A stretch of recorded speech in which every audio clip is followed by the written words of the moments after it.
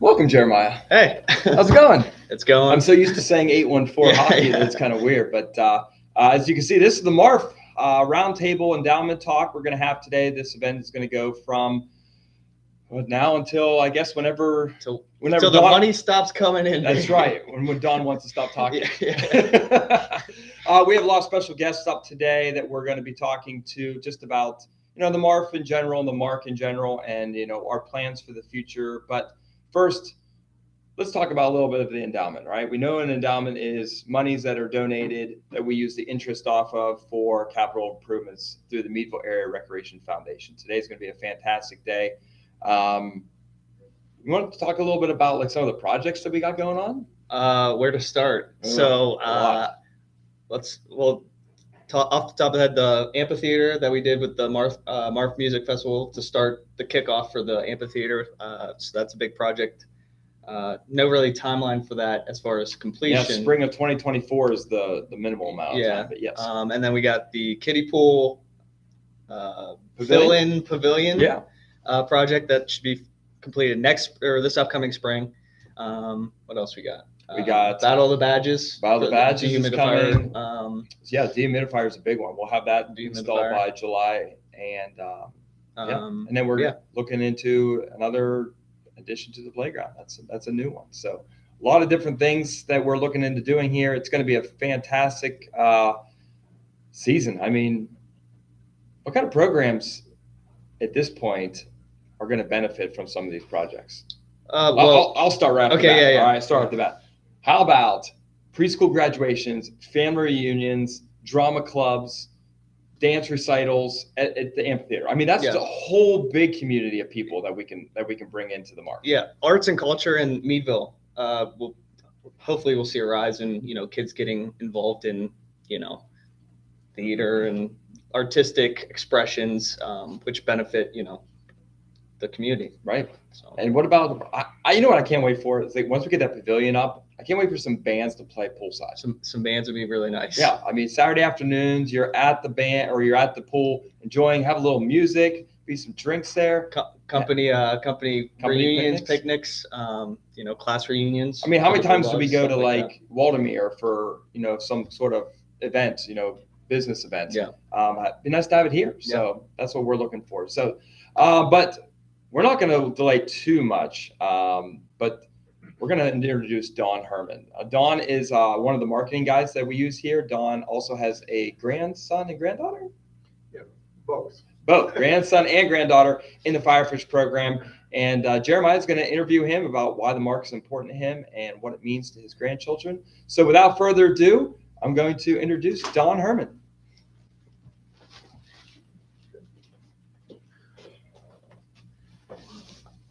Welcome, Dawn. Welcome.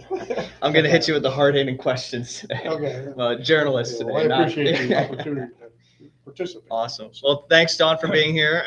It's a pleasure. So so everybody who's watching, tell us a little about yourself and what you do here at the MARC.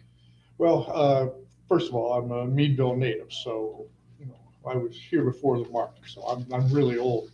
But I've seen a lot of the progress that you guys have done, and progress even before you guys arrived, of course. But it's been an integral part of the community. I've used it one way or another in a lot of different ways. For myself, besides being old, I have, as I said, been a Meadville native. Our family basically was one of the founders of the county. So we've been here. Yeah, that's awesome. Right now, I own a promotional products firm. So as I was saying about doing some of the marketing here, one of the signage and things that's out there, we've done. And, so we look forward to you guys working with us and us working with you. Yep, we love working with you. So Dawn does a great job of getting us all our needs, and it lets me bug him a lot. So the thing is with my business that a lot of people don't understand is that it's like the old computer thing: garbage in, garbage out. Yeah. Well, for us, it's art. So the better the art, the more we can do. Yeah. I got an order yesterday. Somebody said, "Sorry about this art." Well, you know. Well, you're sorry about their sign. Yeah, you know. So we're working on that. You know. That's awesome. Anyway, so how like Aaron mentioned, your grandkids use the MARC. Tell us a little bit about why that for you that might be a like a cool experience because they're creating memories here at the MARC. Maybe you could speak on how that. Yeah, there's a couple. Of course, like in my case, we don't get involved with the ice. Yeah. You know, it's all water. Yeah. But you know, they're developing championship skills. Like the boy, he's going to Cathedral Prep, which is one of the premier high school swim programs in the state. Yeah.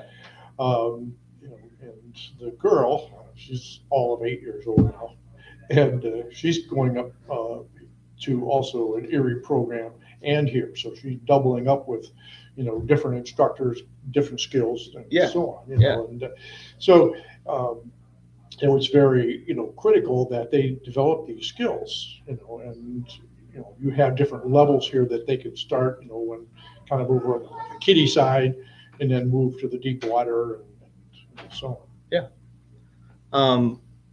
So maybe instead of focusing on the rink side, what kind of things on the pool side might you want to see added, or what are you most excited about in the future? We talked about I don't know on adding things. I mean, because I don't know your full schedule. Mm-hmm. So you may have a lot of things that you're doing that you can't really expand too much pool time. Yeah. But one of the big things, of course, is water polo. That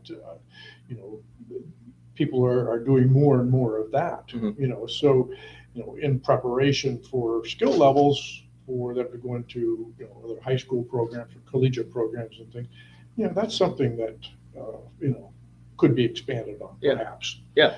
Diving programs. I don't know if you do that, because what we've been using the MARC for in our family is to work with the actual breaststrokes and so on, developing those skills. But you could do load board training, for example, on diving, and get the forms and things down that you need there, because obviously there's a lot of routines and things that need to be done. Yeah.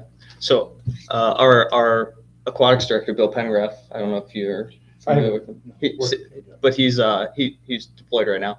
But he actually received funding for water polo nets. So when he gets back, that's one of the things he's going to hit hard, actually. So we knock on wood, we're hopefully we're on our way to that, that goal of, to not only teaching life-saving skills, essentially, is what the pool is created for, but also for, activities outside of, like, for the better swimmers. Okay, now let's put a ball in the water and see how hard you can throw. You know what I mean? So, but yeah, just a couple more questions for you. If you were to pitch the MARC or the MARF to anybody, how would you pitch it to them? Like, what qualities of the MARC do you appreciate and that you would let other people know about? I think one of the things, again, getting back to that skill level things that we kind of talked about. There used to be an old saying, it predates you guys, about the ICE program here. But the slogan in the state was that the road to the state championship went through Meadville. And for years and years, that's the way it was. Yeah. All the coaches, ice hockey coaches, feared going up against Meadville. Yeah. Well, obviously, what you were doing this morning is part of that feeder program. You've got kids that are like 6 years old or something out there. Yeah. And so that feeder program then is an important thing. And so I guess one of the things that I like about the ice and the water is developing skills, developing confidence. Yeah. There are kids out there in the pool side that they're not going to go out for football, but in the water they can be killers. Yeah. So those are some real benefits that I tell people. That there's a lot to be offered there. Obviously, you guys are going off in a lot of different directions and things with amphitheater. It's a great idea, I think. Yeah. So just, last question. What's like a favorite memory? I mean, you've seen the creation of the MARC, and its development, and the county for that matter, like you mentioned. What's your favorite memory from the MARC? And if you care to share that with, if you have one, or as a result of maybe your kids, a favorite memory that you saw your kids create, or not kids, grandkids, or just a favorite memory at the MARC. I don't know that I have any favorite memories. I mean, there are a lot of things that the MARC has done, that I admired, and the community, how they get involved, with the MARC, like, the skateboard park. Yeah. I mean, that was a big controversy for a long time. And, everybody got together, pulled it off, and built that thing. Yeah. And, up till then, it was downtown. You had to look when you came out of a store to make sure you weren't going to run over by skateboard. Yeah. Well, now they've got a place to go. Yeah. And I think that is the essence, for the MARC. I mean, it's the Meadville Area Recreation Complex. Yeah. And what you guys are doing is making it more of an area recreation program. Yeah. The things that you're adding will make those memories, for a lot of people. Yeah. And I like blues. I mean, nobody plays blues. Yeah. But maybe at the amphitheater there'll be a nice blues festival at some point. Yeah. And that gives somebody that wants some unique form, maybe chamber music. Yeah. My niece plays the violin, and her husband plays banjo and guitar. They did a tour across Canada, and back through the United States. They're from Oregon. Yeah. They just came across the northern tier and back across south, and they just showed up in communities and just played. Yeah. So that kind of thing is available. A lot of different things. Yeah. Well, awesome. Thank you so much, Don, and we appreciate you coming out and doing this for us. So keep up the good work. Thank you. And then I'll come back. Here comes Aaron. Thanks, Don. Thank you, John. Thank you very much for coming in. So, that was cool. That was I did not know that he was part of the creation of the county. Yeah, that's you learn something new every day. Every day. People here at the MARC, you learn something new every day. So, surprise you. Hey, things are going really good so far. In the chat, just make sure if you're asking any questions that you might have about our endowment or the MARC in general, please reach out. We have someone, my lovely wife, actually moderating, so she can help you answer any questions. So, what do you think about that interview? I'm not gonna lie, I was a little nervous. He's got a little nervous. Nervous. I haven't interviewed anybody since I couldn't even actually. Okay, we interview all the time, but right.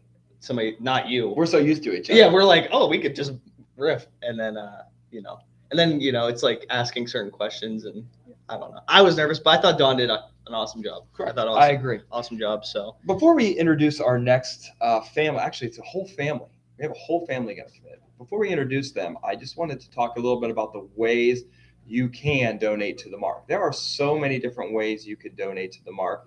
You can volunteer your time. You can volunteer to teach a class. We have some volunteers that volunteer that's all they do. It's just teach classes here in Aqua Fitness or Aqua Zumba or some other things.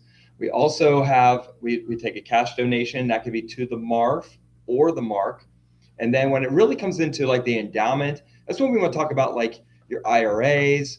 We want to talk about your estate planning, your 401k, life insurance, those kind of things. So, please feel free to reach out to either Jeremiah or myself for the different options, on your way to giving.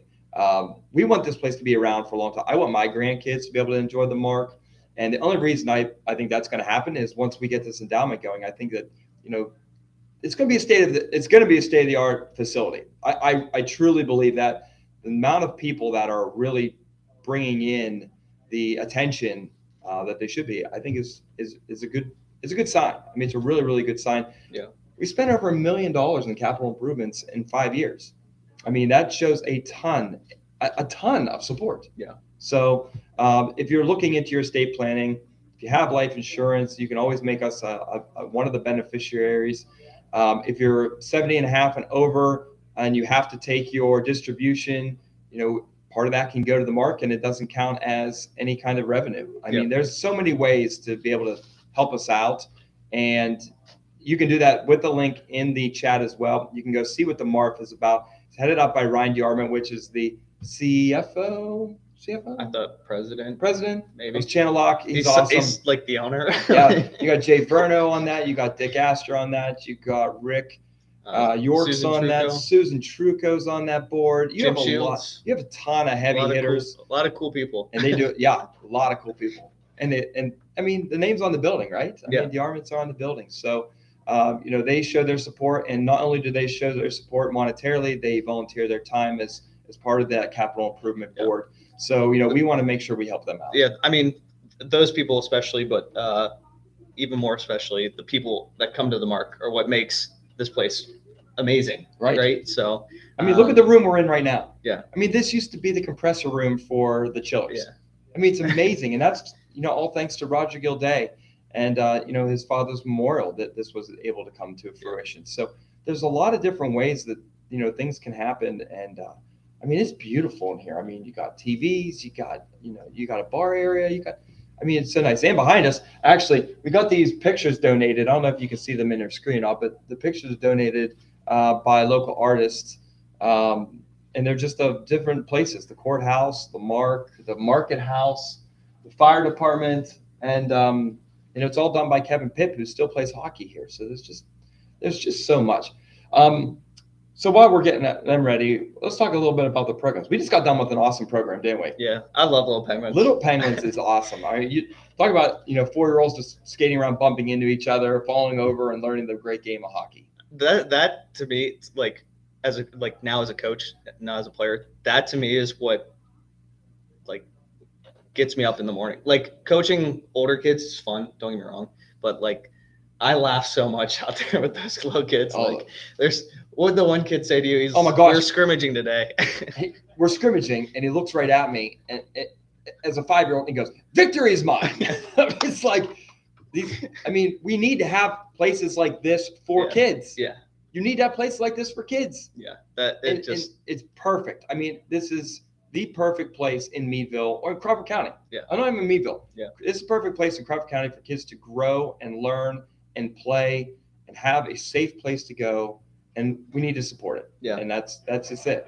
So, all right, we are gonna. I can hear them outside, so they're getting antsy. They're getting a little antsy out there. I saw Eastland in the window a couple times. So, all right. So what we're gonna do is we're gonna introduce the Pankos. Come on in. Come on in. Are you doing? I'll interview you. So, we'll me, Jeremiah, will switch places here. And if you guys want to grab a couple chairs and squeeze around. Issa, why don't you come sit by me? I want you right beside me. There we go. All right. Make sure we're all in the video here. Slide in, get cozy with each other. I'll make faces the whole time. You gotta smile. All right. Slide in there, Jen. Slide in there. I'm gonna bring it down a little bit. You can actually bring it over a little bit, actually, if you want to. This way? Or this way?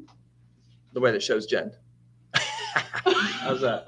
Perfect. That's a special guest, apparently. That's right, special guest. All right, so we have the Pankos here, and they have been here at the MARC for about 2 years, and I can't imagine Issa not coming in here like 3 times a week saying, "Coach Aaron, Coach Aaron." I always know when he's here, and I love having him here, and this is a great family. So I want to ask you a few questions, sure. And I'm going to thank you for your support first. You guys support always by volunteering. And Issa, what do you like about the MARC? What do you like about the MARC? I like that there's a hockey league. Yes, I knew that's what I was so happy that's what you were going to say, because I love being hockey. I used to be with the Pittsburgh Penguins, and you know what? I actually like being here more than I like being there. But we won't tell them that, okay? We won't tell them that. Okay. So I want to ask your family a couple questions. I'll let each of you talk however you want to talk. And then if you have anything else to say at the end, we can talk. So the first question is, how did you hear about the MARC and its programs? Well, my previous employer offered us a free membership. That's awesome. To us and our family. So that's definitely what got me here. because I wanted to check it out and see what was it all about. Yeah, we have a lot of community partners. That's kind of a cool way of hearing about the MARC and growing and learning. So can you tell us a little bit about how that process kind of came to fruition? I came to some of the programs. There was like water Zumba, and there was all kinds of fun things to do here. So then when I met Tim and we had Eastland, we brought him here and got to see all the amazing things that were offered here, especially the hockey programs. Yeah, especially the hockey program. That's what everybody says. What about you in the MARC? How did you first hear the MARC? Basically from my wife, Jenn. Yep, just getting us here, getting us going with the swimming, outdoor area, and then with Eastland, getting him going in hockey. Awesome. So it's been great. Awesome. Or Eastland, when you came in for the very first time, do you remember the first time you were here? You don't remember? How about like the second or third time? Do you remember? What was your first memory of the MARC? Let's put it that way. What was the first time that you came to the MARC? How did you feel? I feel kind of shy. A little shy? How about now? Are you shy now? No. Eastland is not shy now. So, and tell me a little bit about like when you come here and you see your friends, does it get you excited or would you rather go to school? It gets me excited. Okay. All right. So do you like the MARC better or do you like going to school better? I like the MARC better. That's right. It's a good answer. Good answer. All right. So next question. We know some of the programs that you guys have used on the hockey side, but what programs have you and your family belonged to, and how do you feel about those programs? Well, we've done the 814 Hockey Academy for Eastland. We've done this, what is it, CCYHA. Okay. That's Crawford County Youth Hockey Association, for anybody who doesn't know. We've done the Little Pens program now for 2 years, which was incredible. The growth of him in that 2 years was amazing. He's come to all the things in the summer that we've had. Yeah, the dry land. He loves the runs, the mile runs. Yeah, his favorite. He loved that whole camp that they had this summer. Excellent. Yeah. And do you do any programs, or how do you feel about them? I think they're great for kids. Great to get them in here and keep them moving and keep them active. Better than sitting at home doing nothing. I agree. Better than home, sitting at home doing nothing. They get to meet new kids and make new friends, especially with him being an only child. And the great thing is that it's not just like where you go to school you see these kids. There's kids from Sagertown. There's kids from Cambridge Springs. There's kids from Edinburgh. We have kids from Edinburgh that come down. So it's great to see a lot of kids here, right? Yeah. And you've made a ton of friends, huh? Everyone knows Eastland. That's right. Now, Eastland, here's a really tough question, really tough. What is your favorite program here at the MARC? Is it CCYHA? Is it summer? Is it the pool? Or is it Little Penguins? A Little Penguins. Yeah, that's what I thought. Who runs Little Penguins? Me. Who's the coach of Little Penguins? Who's the one? That's right. That's me. And who's your favorite coach? You. Debbie, thank you. Oh, he loves Jeremiah. Coach Jeremiah's over here. You're like, what the heck? But I do. So, but as you can see, everybody, that this is what it's about. It's about family. It's about camaraderie. It's about having a place for kids to go, and even parents and families to go to have a good time, feel safe, and feel welcome. All right, third question. The MARF is kicking off their endowment campaign, which we're doing right now. Yes. What benefits do you see as a result of people's support? So keeping this complex open for all the activities and, place for the families to come and hang out and have fun and grow.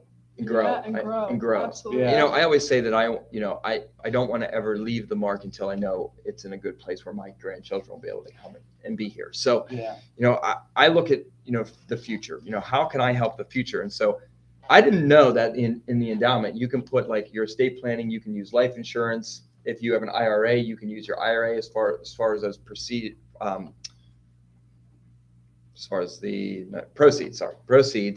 to benefit the MARC and, as a tax deferment.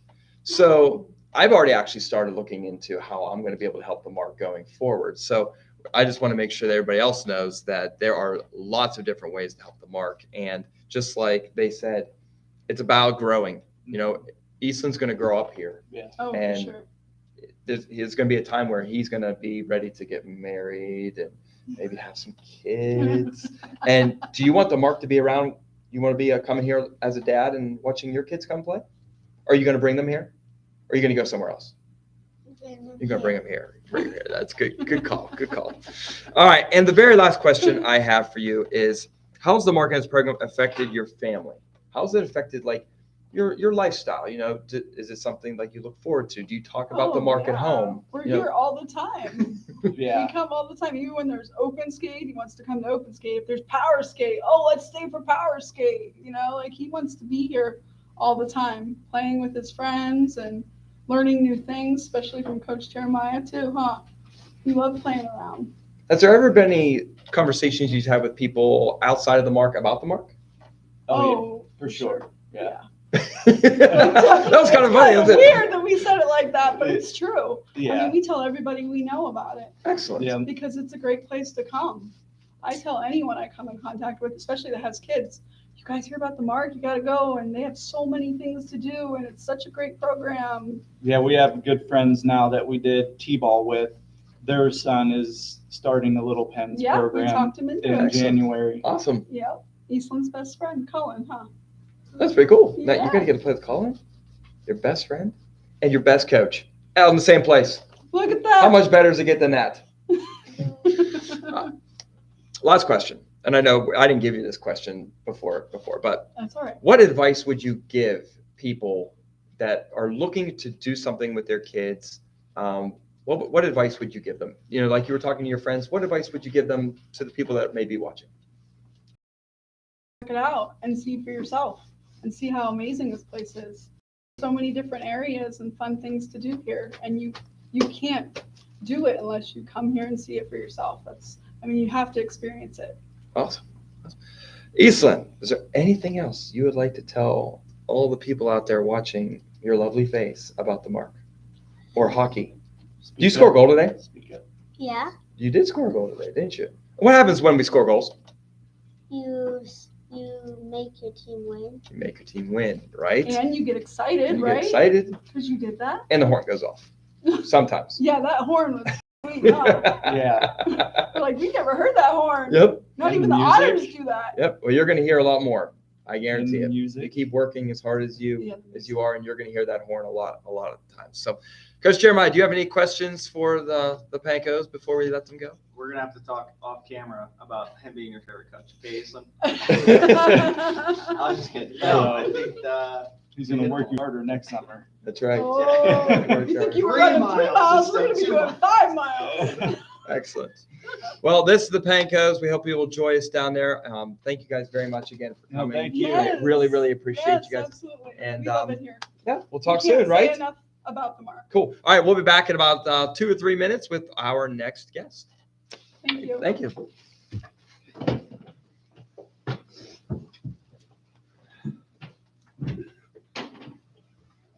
Thanks for asking us. It means a lot. Absolutely.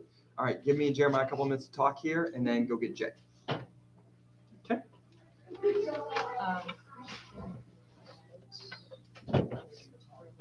Who? Is he here? Oh, was he? Oh, okay.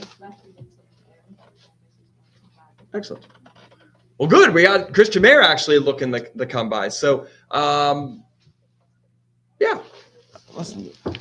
This one a little bit. All right. So, we're back. What do you think of the Pankos?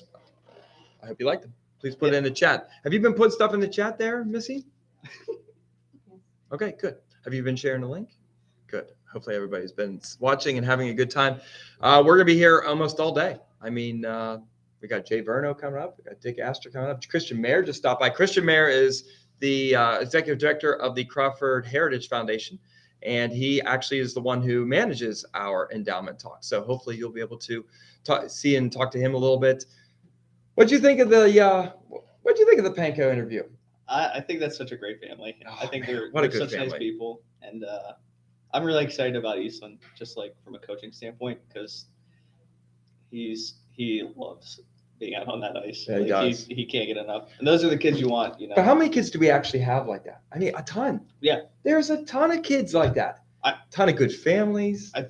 And maybe because I'm around it more this year, but the 8U team this year, all those kids are so excited every time they get on the ice. Yeah. Like so excited. I think none of them want to get off the ice. At the end of practice, when I'm like, okay, it's over, they're like, what? Yeah. They're like, this man cannot be serious.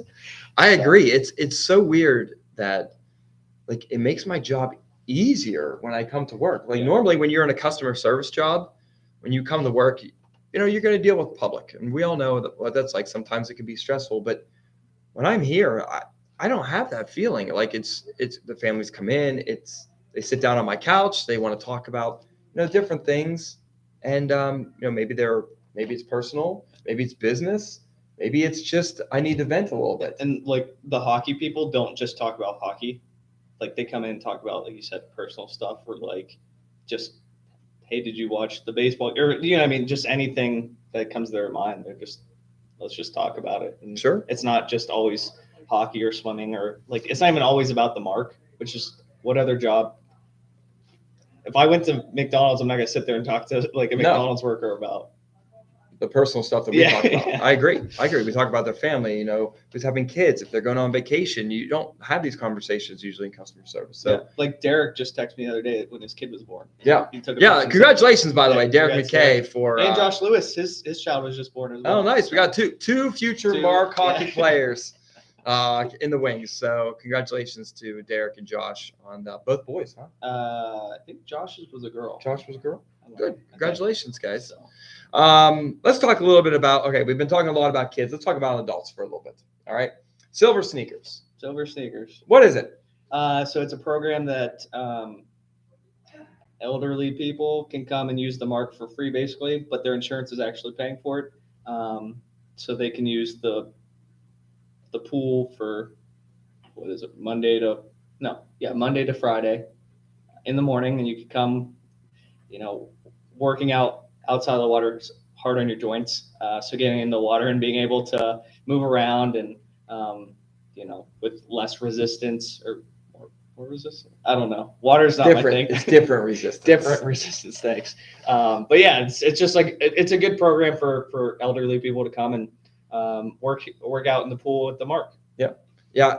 The Silver Sneakers program is great. It's by Blue Cross Blue Shield, and you can come to the MARC. And you can come in and you can swim from 5 a.m. to 11 a.m. Monday through Friday, basically for free. And it's going all through insurance. So you do pay into it through insurance, but it's an added benefit of all the different programs that you have. And pickleball. We allow pickleball to also use the program, which pickleball, I mean, it's probably fastest growing sport in America right now. Yeah. It's pickleball. And you're able to, it's like tennis, but less moving. Right. Yeah. And it's a strategy game. So it doesn't matter what age you are. You could be 25, 35, 45, 55, 65. And it's an equal playing field. That's the coolest thing about it. And whenever you go and you play, they put you in with people that are your own skill level so that you can grow and get a little bit better. And we do a lot of clinics here, a lot of clinics, a lot of camps here. So there's a lot of things for older adults to do. What else? We got Aqua Zumba. We got pickleball. We have Frisbee golf, which we've seen a lot more people using in the last few years here. We're hoping to finish up that course by the spring of 2024 as well. So we have a lot of projects going on. But I did see that Mr. J. Verno did just enter the recording room here. So we're going to introduce him in here in a couple minutes. But one real quick before we go, and I'll interview Jay, is how do you feel about the MARF? How do you feel, you know, as an employee, how do you feel about the MARF? I love the MARF. I have a lot of fun event planning. So I don't know. I think, okay, I love my job, but I'd rather be out doing events than sitting behind the desk. Like, sure. You know what I mean? Like, so to be able to help in that area and help the people that are in charge of them make the event more successful is just really fun for me. Yeah. And I like to interact with people and just. And I would say, like, even the people that interact with the MARF and the MARF interacting with even us, yeah, like, they're all volunteers. Yeah. right? Yeah. So these people give up their personal time to come and help the MARC. And that's something special because let's be honest, there's a lot of communities that do not have a place like this, especially a small community. We are only about 10,000 strong in the city of Meadville, and Crawford County is even it's considered rural as far as the Pennsylvania goes. And we have a state-of-the-art hockey facility. We have a pool. We have an outdoor pool. And we have 47 acres of just tons of things to do. So whether it's down soccer fields, the baseball fields, the tennis courts, the bocce, the pickleball, the frisbee golf, the trails, the skate park, there's so much to do here. And so, there's if you have an interest in any of those things, the MARF or someone related to the MARF is involved. What makes the MARF special is it's people that just really care about the community, helping one of the greatest assets in the community to be successful. Well, you say one, I'll say the best asset. I will say the best asset in Meadville. No, yeah, I agree. I mean, where else are you going to go and find something to do for everyone? Like every person in your family. Every person in your family.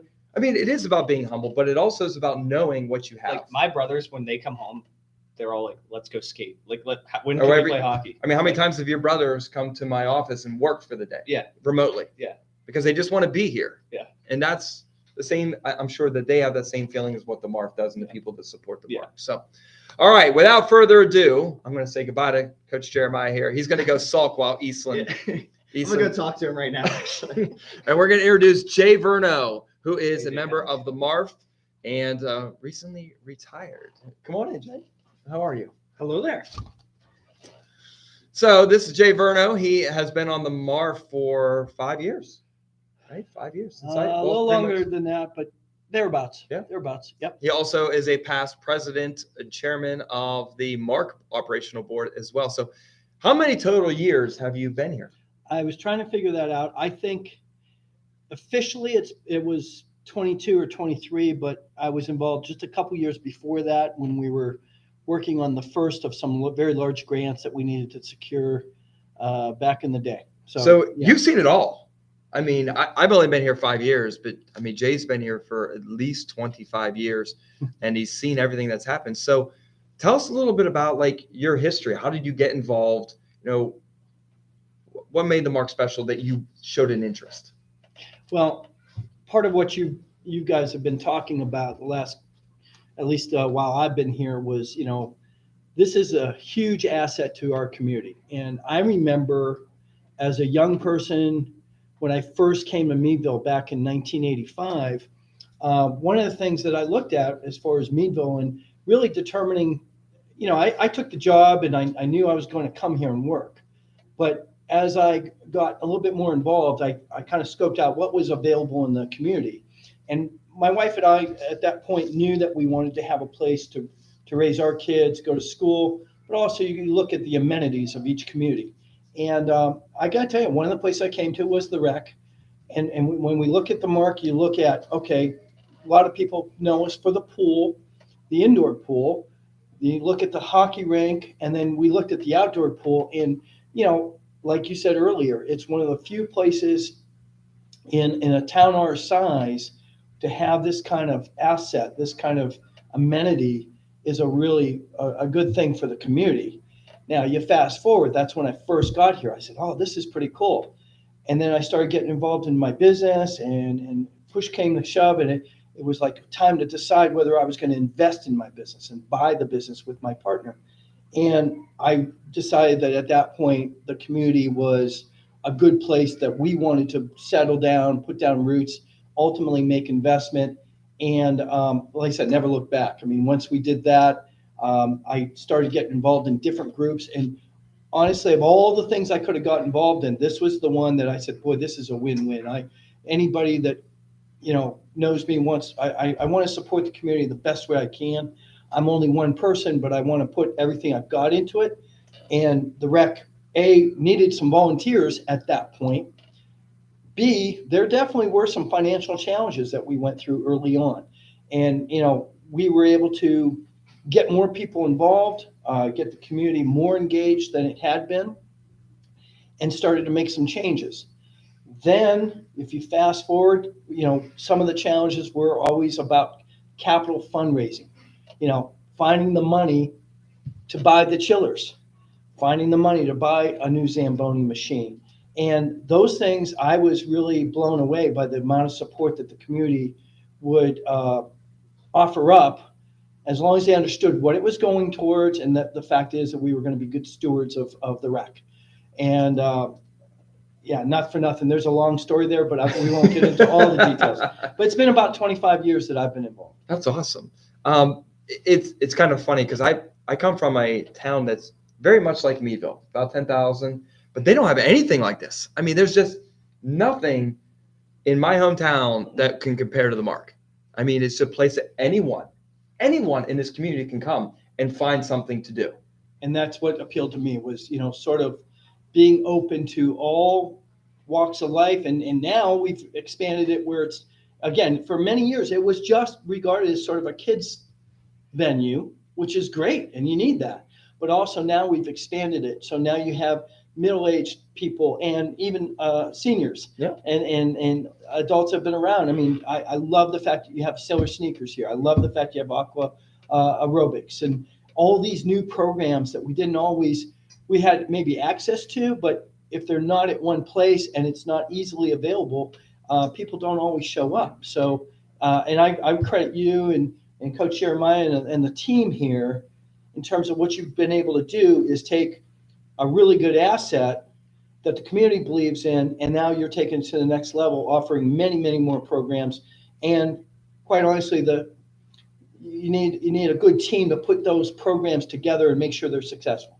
And you guys have done a great job. Well, thank you. I do appreciate that. One of my highlights of my job is whenever a new doctor comes in or a new professional comes in and they see the MARC for the first time and their eyes light up and they're like, wow, we never would have thought a community like this would have had something like this. Right.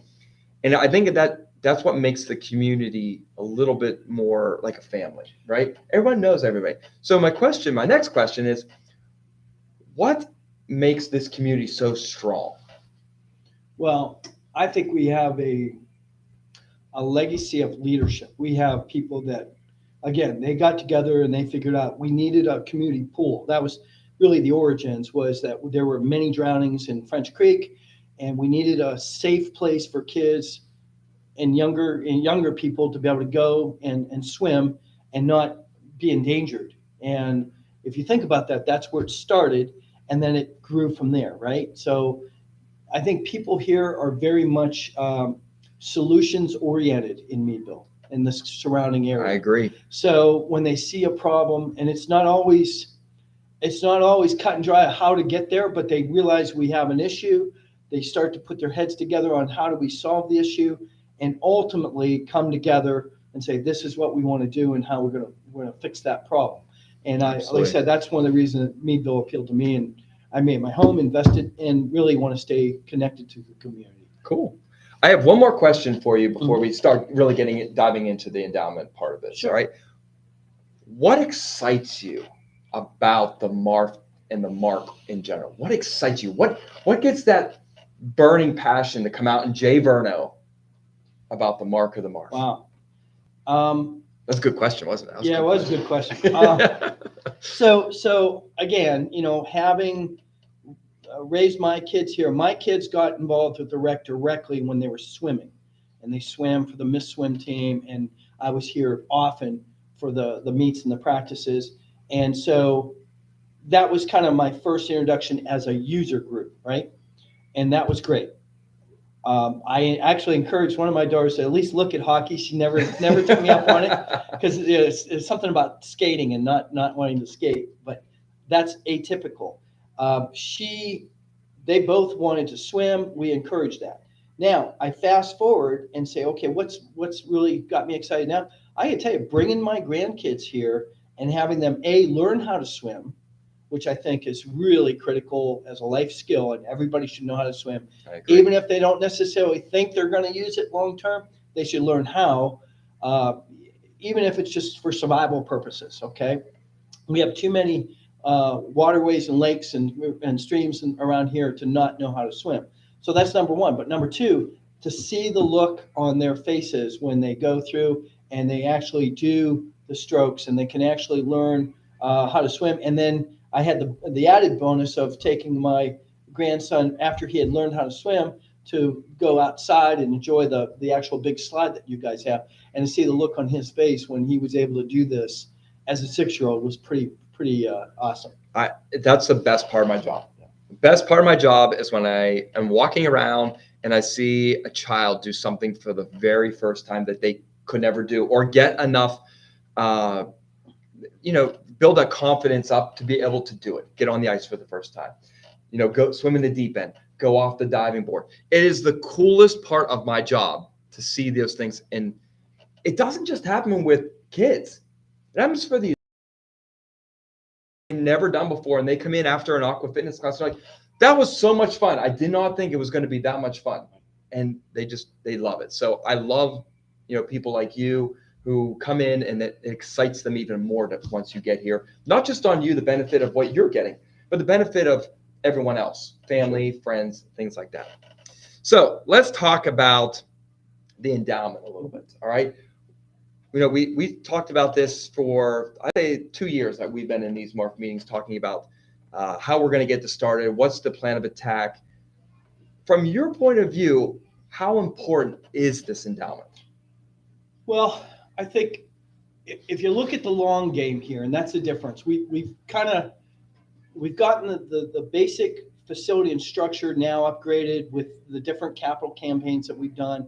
And there's always going to be maintenance things that we need to do. But ultimately, if you really want a sustaining type of environment, and I think that's what we all want for the rec. We don't want it to be a year in, year out, worry about where that money's going to come to fix the next thing. There's always going to be things that we need to repair and things that we need to replace, because it's a capital intensive business. We have major investments here. So the MARF and raising an endowment fund, what that's going to do is make it so it's sustaining long term. Long after we're gone, we can look back and say, hey, we just like when the people that built it, they were thinking ahead. They said, hey, we're going to solve this long-term problem. Well, we're looking way down the road and saying, if we can build the endowment, and I'm here to tell you, this is where we really need your help. There's multiple ways you can do an endowment.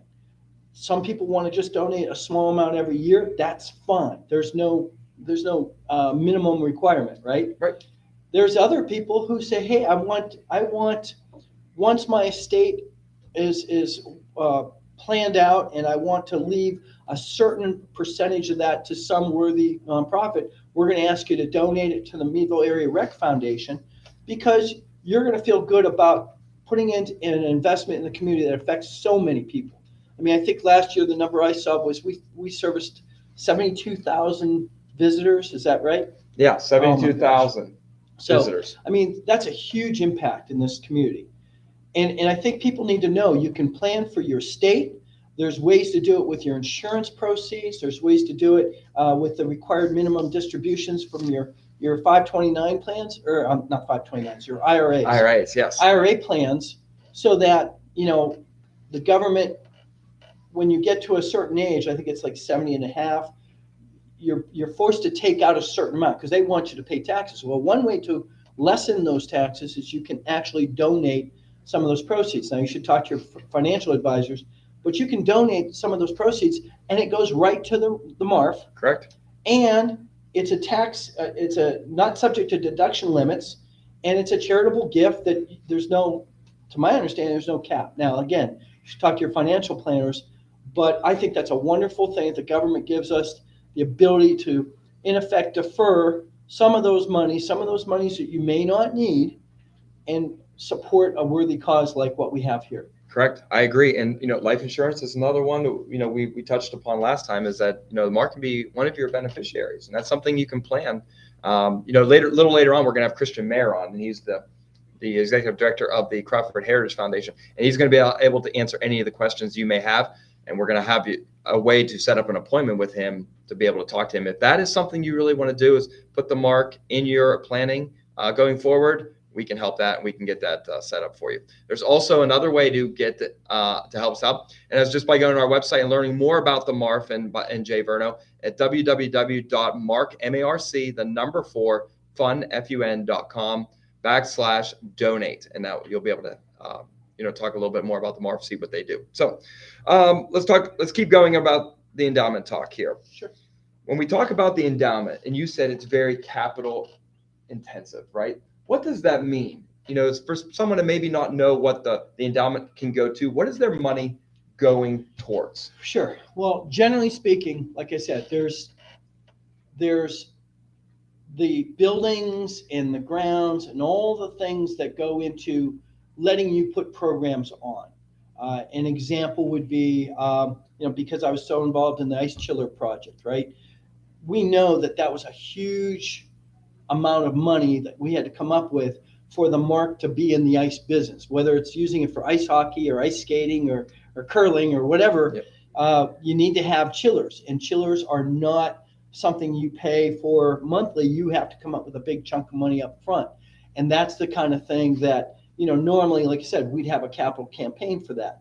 But then there's other things that every year, for example, if you need to update your lights and you want to save electricity cost, you got to have the money to pay for those lights. So it's a capital thing that helps your operating cost, but you still got to come up with the money to replace those. And that's the kind of thing where, again, if we have sort of a larger endowment and we know that we can depend on a certain amount of that money, not the principal, not what we're putting into the main account, but what spins off from that every year, then we can use that to help us continue to grow and run as efficiently as possible. Yeah, I agree. It's all about the capital improvements here, all about not just what is the next thing. We do an amphitheater or pavilions or bocce courts, but it's about, what happens if there's a leak in a roof, or what happens whenever the chillers go down, or what happens when we need a new Zamboni. We don't have to worry. We don't have to go out to the community again, and keep asking, for their support. We already have it here, and are using that money responsibly. I think that is the big point of all this, is that we're making sure at this time, whenever we're doing this long-term planning, like Jay was talking about, having a foresight that we're using the money responsibly and using the compound interest to our advantage. I mean, really, that's really what it comes down to. So what do you think the long-term goals of the MARC should be? Or the MARF, either one. Long-term goals. You see, Jay Verno now, Jay Verno in 20 years. Well, my thought is that we need to make sure that we're changing with the times, and that, you guys were talking earlier about pickleball and how I see it. I go past and I see groups of people using the tennis courts now, mainly for pickleball. That's what I usually see. I still see an occasional tennis player, and that's fine. We want to encourage everyone to use those courts, right? But that's an example of kind of morphing with the times. If there's more people that want to use those courts for pickleball, then we should take a look at how do we make that better for that group, that user group. We've got, I know you do a lot with obviously little pens and young kids for hockey. Obviously, some of those kids have to learn how to skate somewhere, and you do a learn to skate and those kinds of things. Whether they want to become hockey players or not, learning to skate's a good thing, right? So because they can use that again wherever they go. I love the fact that, like, recently we decided that it was important to put a playground next to the pool area, because for a while now we've had people ask us about, well, my kids are swimming in the pool, but I've got a real, a toddler, let's say, that needs to do other things besides swimming. Otherwise, it's really labor intensive for the parents to watch two kids at one time. So it's nice for those parents to be able to take their kids over to the playground and let them do that while their kids are enjoying the pool. I think the thing is, we don't always know where we're going to be in 5 or 10 years, but to have the idea that we're going to grow, we're going to listen to our constituents and find out what are the new and emerging trends. And we don't always know where they're going to take us, but we want to be in a position to take advantage of that as it benefits the community. And like you said, nobody can look in a crystal ball and say exactly where that's going to be. But I can tell you this, almost any new program usually needs some seed money, some startup cost. And that's where our budgets are really, they're tight and we're very efficient, but we need extra monies to come in to do extra things. Right. I agree. It's funny. We have our weekly meetings, me, Jeremiah, and the staff. And we talk about, what is the next thing? And we always come back to is what age group are we missing, right? Yep. We start now here at Little Penguins or at Learn Escape at 3 years old. Then Little Penguins up to 10. And then you got the Youth Hockey Association up to 14. Then you have high school from 14. Then you have men's league from 20 to 45, 50. And then you have Kevin Pitt's group and Old Dogs group from 50 plus. You can stay on the ice from literally 3 years old until you decide that you don't want to play anymore. And all of our conversations wrap around the long term as what are we missing? What are we missing to help this community even more? On the pool side, start at Learn to Swim. And then you get into what we call Bill calls it the safety lessons, right? When you're ready to go out and do your kayaking, when you're ready to go out and do your boating, these are the things you have to be aware of. Storms, what you need to pack with you. And then you get into competitive swim at the Firefish level. And then you get into the high school team. And then you start getting into the Aqua Zumba. And we're developing all these programs that you can start at 3. And then you can use the MARC the rest of your life. So that for the people that are staying here, if you start early at your support of the MARF, you're going to be able to use that and see those monies grow and being put to good use for the rest of your life. For the rest of your life, and not just your life, but your kids' lives, your grandkids' lives, other things like that. So here's a question that I get a lot is some people don't know what the MARC is, or they don't understand what the MARC's functionality is as a community. So what would you say to somebody that maybe the public doesn't understand about the MARC, or how would you pitch the MARC to someone who's never heard of the MARC before? How do you pitch the MARC as maybe not places they just support, but a place you can go, grow, and participate? Wow. Okay. So a lot of stuff. This is one I wish you would have emailed me earlier. All right. So it's a unique public-private partnership. If you think about it, we are, as a municipal authority, it's Meadville Area Rec Authority. There's that's a part of the city that, in effect, runs autonomous from the city, but is supported by the city and Westmead and Vernon Township as part of the public recreation offering in this area. So that's number one. Number two, we're unique in that not only do we have that, but then we knew and realized years ago that we needed to go out to the community and get, for lack of a better word, corporate and business supporters and people that just want to donate to see recreation go to the next level, right? And that's one of the reasons why we have a state-of-the-art facility that is really the envy of a lot of small towns. If you think about that, because of that two unique parts, and that's why I got involved in the MARF. The foundation is really overcharged with looking at how do we make this easier for people to donate? How do we make it easier for people to fund us long-term, like the endowment? And ultimately, people that want to do good with their resources, their monies and donations, we got to give them an easy vehicle to donate and make it, they get their tax receipts and they do everything the way they're supposed to do it. If you combine those two together, and that's what makes it unique, is that I think one depends on the other. We can't raise money if the operation part of the rec doesn't go well, right? Correct. It's hard to raise money if you don't offer programs or your programs are not successful. So that's part on the MARA, the rec authority, kind of decides what programs and who runs them and how you do that. Then there's the MARF that really helps fund that, for lack of better, call it investors.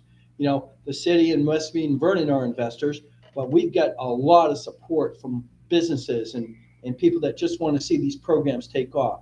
Things like the Little Pens program, that's directly a result of you guys' efforts to go to the Penguins, Pittsburgh Penguins, and going to them and say, hey, we've got kids that want to play hockey and we got to make it as affordable and easy to get into the sport as possible. That's really unique. I've not seen that in too many other areas. No, and I think agree. That's one of the reasons why I was excited about not just getting involved in the rec years ago because I thought it was a great asset, but as I moved forward and we said there's opportunities here because the MARF was already set up. We just needed to kind of shine a light on it and make sure people knew that there was a way, a mechanism to support this gem of an organization long term. Yeah. And that's why, for me, my last hurrah is going to be to see that this endowment grows as fast and as big as we can get it, because the bigger and faster we grow it, the more things we can do long term.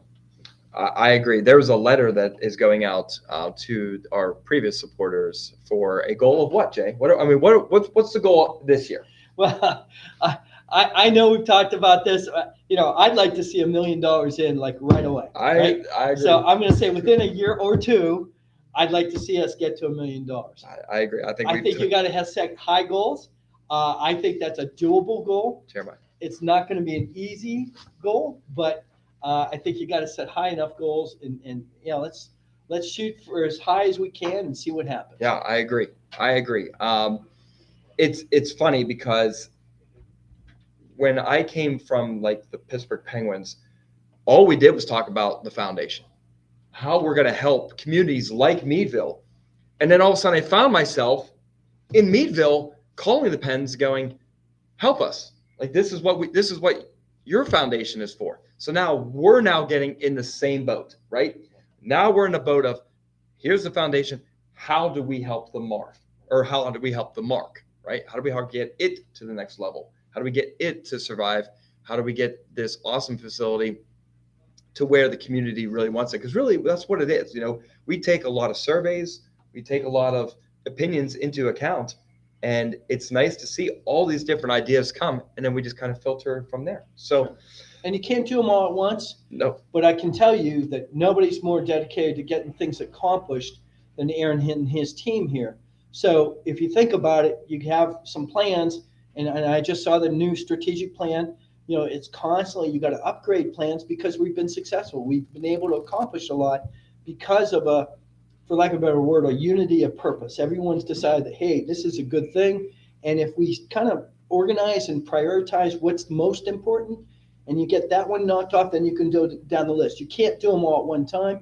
I'm very much a linear thinker. I like to think of get this one done and then move on to the next. You can still be working on things in the background, behind the scenes, so that I'm ready for the next project. But realistically, you got to accomplish one at a time for you to keep building momentum. Correct. I 100% agree with you. I think we've had this conversation a lot, and I'm glad that you were able to come here and share it with everybody here. I think this is going to really start to get the ball rolling. Getting people to talk about it now. I just saw that we had over 30 people watching. So I think we're in a good spot right now. Here's a question of the day. All right. This one's going to make you really think. All right. I thought that you were only here for like 10 years, but you're here for a quarter of a century. So, Jay Verno, what is your favorite memory of the MARC? Oh my gosh. Or maybe at least the top 3. All right. Well, I do remember we actually walked in the parade, and we knew we were going to need a new Zamboni, so we took the Zamboni in the parade. That was definitely a highlight of. That's a good one. That was something I don't think we do with the new one, but on the one that was on its last legs, it was like, what's the worst that could happen? So walking with the Zamboni in the parade, that was one of them. Obviously, like I said, I've been here, timing my kids in swimming laps and things like that. But I will tell you, having my young grandson, the joy in his face when he was able to, in effect, go off. He got rewarded with learning his strokes. He got rewarded with jumping off the high dive, right? Yep. And to see him jump and swim to the side safely, and he was ecstatic, but Grandpa was even more ecstatic. He was like, wow, he can do this. He can swim to save himself and get to the side of the pool. That was a big deal for me. And like I said, that just happened. But my plan is to have every one of my grandkids trained on how to swim here, and then ultimately bring them here as much as I can in the summertime to enjoy the outdoor pool that we have. I agree. That's kind of cool that it's kind of recent, which goes to show that we're keeping up with the times, like you were saying. You know what I mean? The memories are good, and they're getting more and more recent. Even though you had some great memories with your own daughters and being a part of the authority and being a part of the MARF, like we're changing with the times and creating new, really good memories that stick out. So, is there anything else you'd like to tell us about yourself or the MARF before we end the interview? I would just say this, we've got so many good things, good ideas and good options we can implement. Not all of them take money, honestly. Some of them are just the right idea. But I will tell you, to do anything big, most of the time you've got to have some startup costs. And I remember we've done concerts in the past, pre-COVID. We said, hey, we're going to do this concert. And I remember that as being a really cool thing for the community. Now, as things kind of get back to normal, we're starting to look at, obviously, we're going to look at an amphitheater. And I want to get back to community events here at the rec. And with the idea that we can get big crowds again and have a really nice community event where people can come and just relax in a park-like setting and enjoy their favorite beverage and watch, some great talent. So I share Aaron's enthusiasm. He's doing the work day in, day out, but we're trying to support him behind the scenes every way we can. Well, thank you. I do appreciate that. And I do appreciate everything that you guys are doing for the MARF. Again, folks, these are all volunteers. They're all here because they love the MARF, they love the MARC, and they want to see this place go to the next level. So please visit them on the website, www.markforfun.com/donate. Also, set up an appointment with myself. I can give you a nice tour of the facility, and we can talk about your plans for the future. Or I can have Mr. J. Verno sit down with us, and we can talk about your plan as well. And he has some great ideas that can really, really get you excited about being here and exciting about donating to this great facility. So, Jay, I just want to thank you again very much for coming in today. And hopefully we'll be talking again in about a year, and we'll accomplish all the goals that we've talked about today. Teamwork makes the dream work. Awesome. All right. We'll be back in about 3 minutes. Thanks, man. Thank you, Jay. Thank you very much. All right. Let's see. Questions after it. I'm glad you didn't email me. I would have been able to see that. Just come on in and sit down, and we're going to have Jeremiah interview you. All right. So come on in. Jeremiah, let's interview this. Jeremiah. He's just going to ask you some of the questions, and then just at the end talk about your involvement in the adoption. Okay. All right. Welcome back, guys. I'm here with Christian. He is the would you like me to tell you? Yeah, well, you run our endowment at the Crawford Heritage Foundation. Yeah. Do you want to talk a little? Just introduce yourself and tell us about yourself. I'm Christian Marr. I'm the executive director of the Crawford Heritage Community Foundation, and one of the many endowments that I manage is the endowment that benefits the MARC.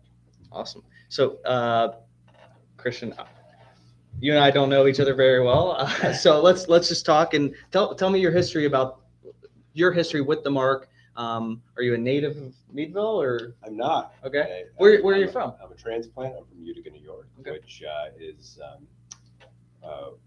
you've seen Slapshot. Yeah. One of the venues was in my hometown that they did the filming for that movie there. That's awesome. So, yeah. Did they have like down in Johnstown? They have this is where the Chiefs played. Okay. Do they have something similar? I don't to that? think so. No? Okay. In the municipal arena, it's the War Memorial is Okay. Yeah. renovated many times since then. Yeah. Well, right on. Nothing like the same it was. Yeah. It was. Well, right on. So tell me a little bit. How did you come to be involved with the MARF or the MARF and the MARC? So I've been with the Community Foundation for about 20 years, and I think it was 2012 that a group of folks from the MARF, and at that time, they realized that, like any nonprofit organization in the community, they needed a healthy nest egg, and they needed some money that was put aside that would be permanently invested and would hopefully grow over time and be able to support programs and the infrastructure of the rec complex. And so those folks put some money aside to get that rolling, and it's stayed, it's grown because of good investing on our part. Since that time, I think that was we just passed the 2008 recession, so it was a good time to get invested. And so we're trying to create something that will outlast all of us. Yeah. So, the monies that people give us, we're thinking about next year, the year after, but also 100 years from now. Yeah. What will this facility look like? We want to have funds that are going to support the program by then. Yeah. I mean, what's the reason that that would be a good thing? Like, right? What about the MARC or the MARF makes it so that it is a good thing that it's here in 100 years? My viewpoint on it is, I'm not a consumer of the MARC. My ankles can't hold up to hockey skates anymore, and I'm not much of a swimmer either. But if you look at the MARC from an economic development tool for this region, mm-hmm. It's one of the things that helps us recruit fabulous doctors for the medical center. It helps us recruit employees for our major employers. It makes it a nice place to live because there are, hundreds and thousands of people who come in through the doors every year who, whether it's learn to skate or whether it's swimming at the pool in the summer, or even just people who come in, every day for fitness and to swim every morning.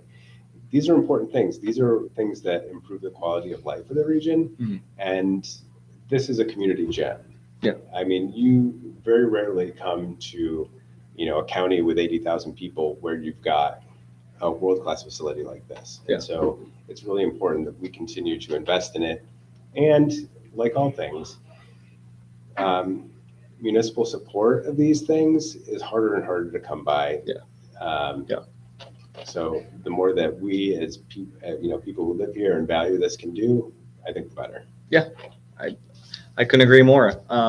So going back to talking about this making the community stronger, and have you ever seen, you being from Utica, is there anything like this in Utica or?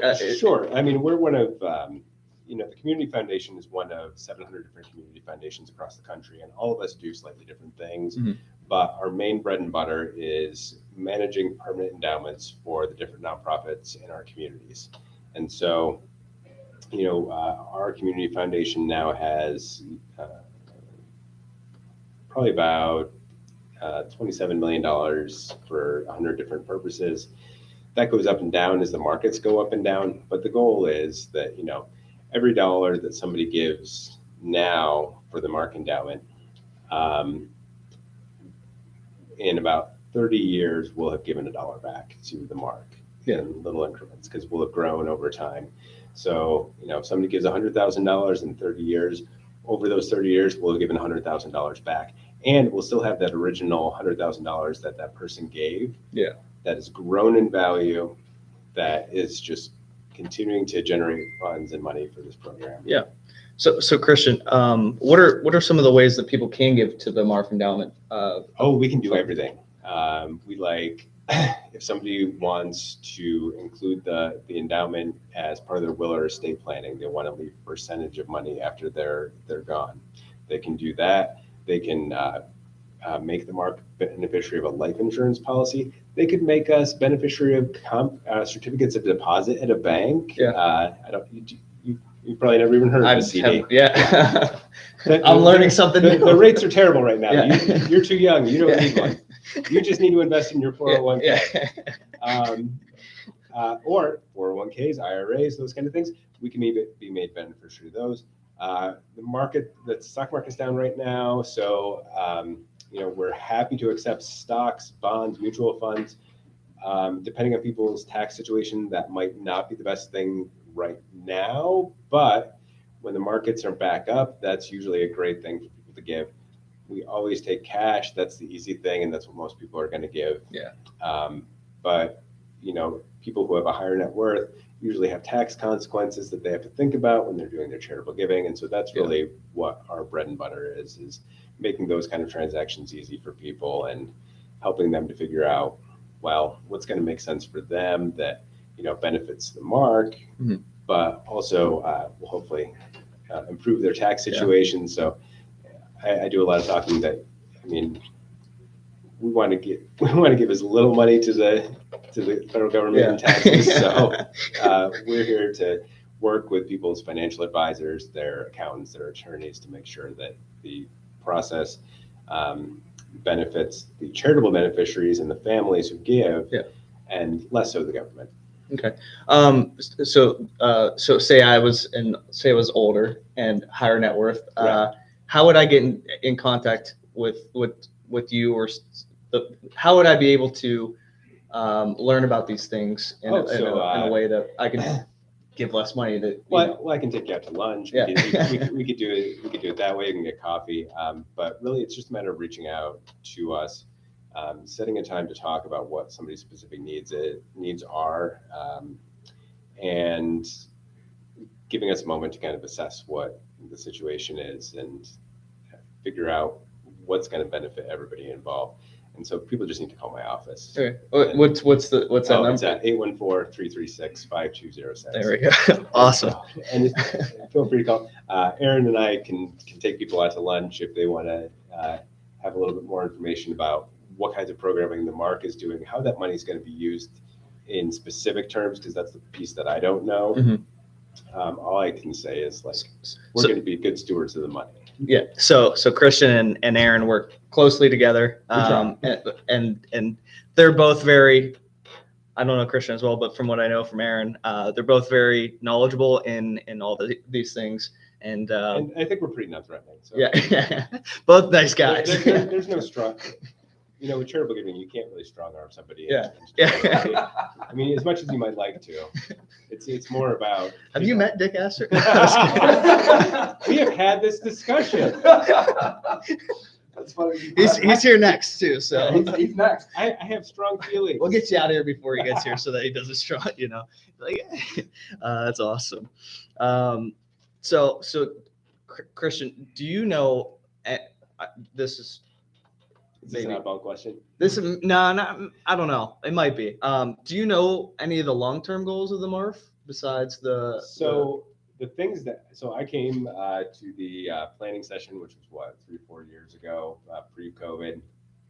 And so the things that I remember from that were facility upgrades, because you're competing with a lot of other ice rinks for some things. And so there's investments in infrastructure and things that, clearly you've got a part of the process for the past few years has been the new chiller, which is functioning, working great, doing all the things. Yep. But there's always maintenance. I mean, with a facility like this, there's a lot of moving parts. Yeah.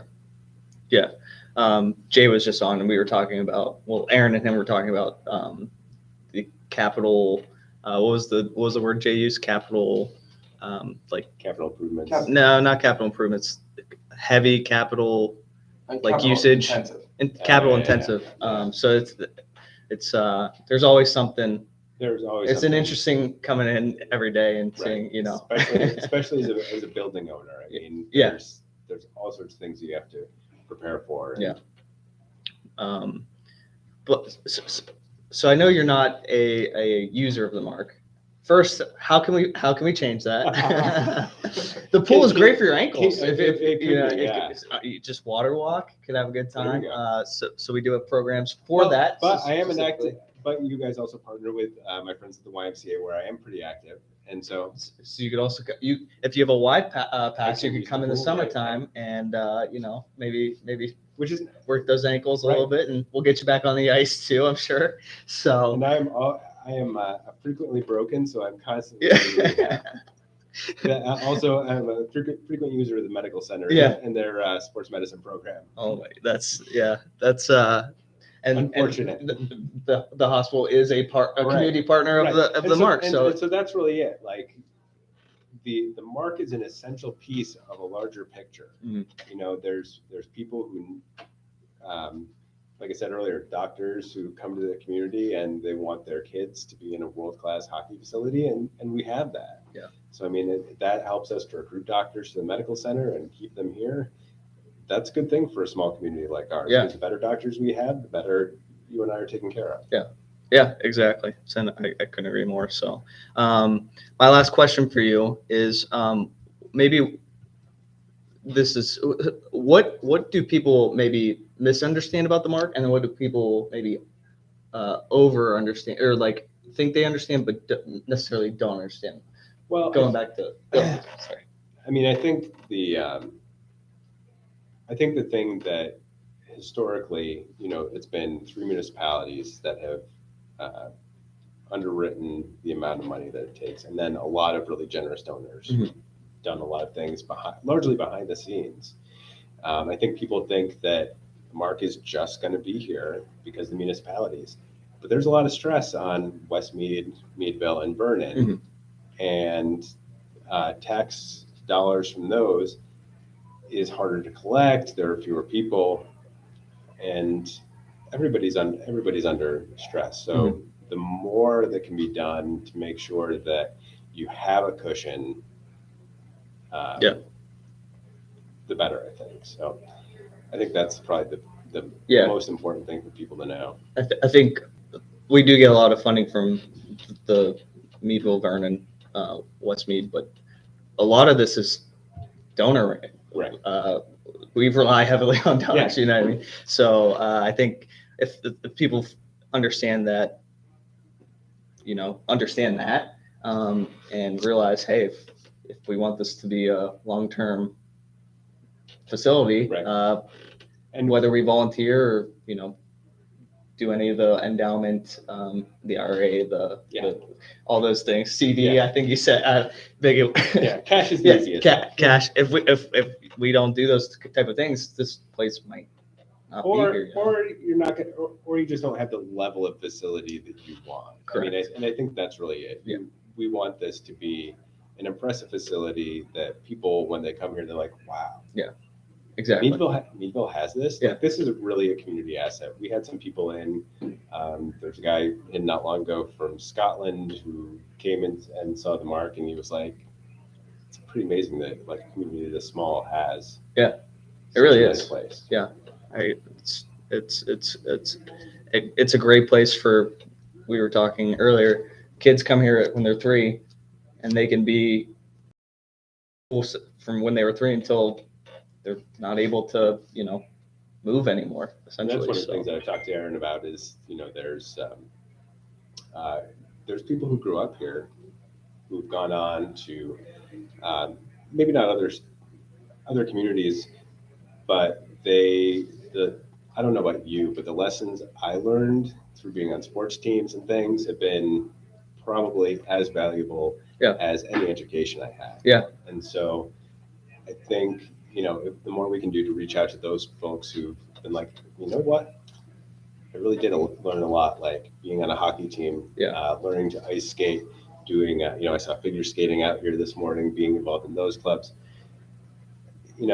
It's kind of incumbent upon me to give back, to make sure that future generations also have that experience. Yeah, I couldn't agree more. So we have a question from the chat.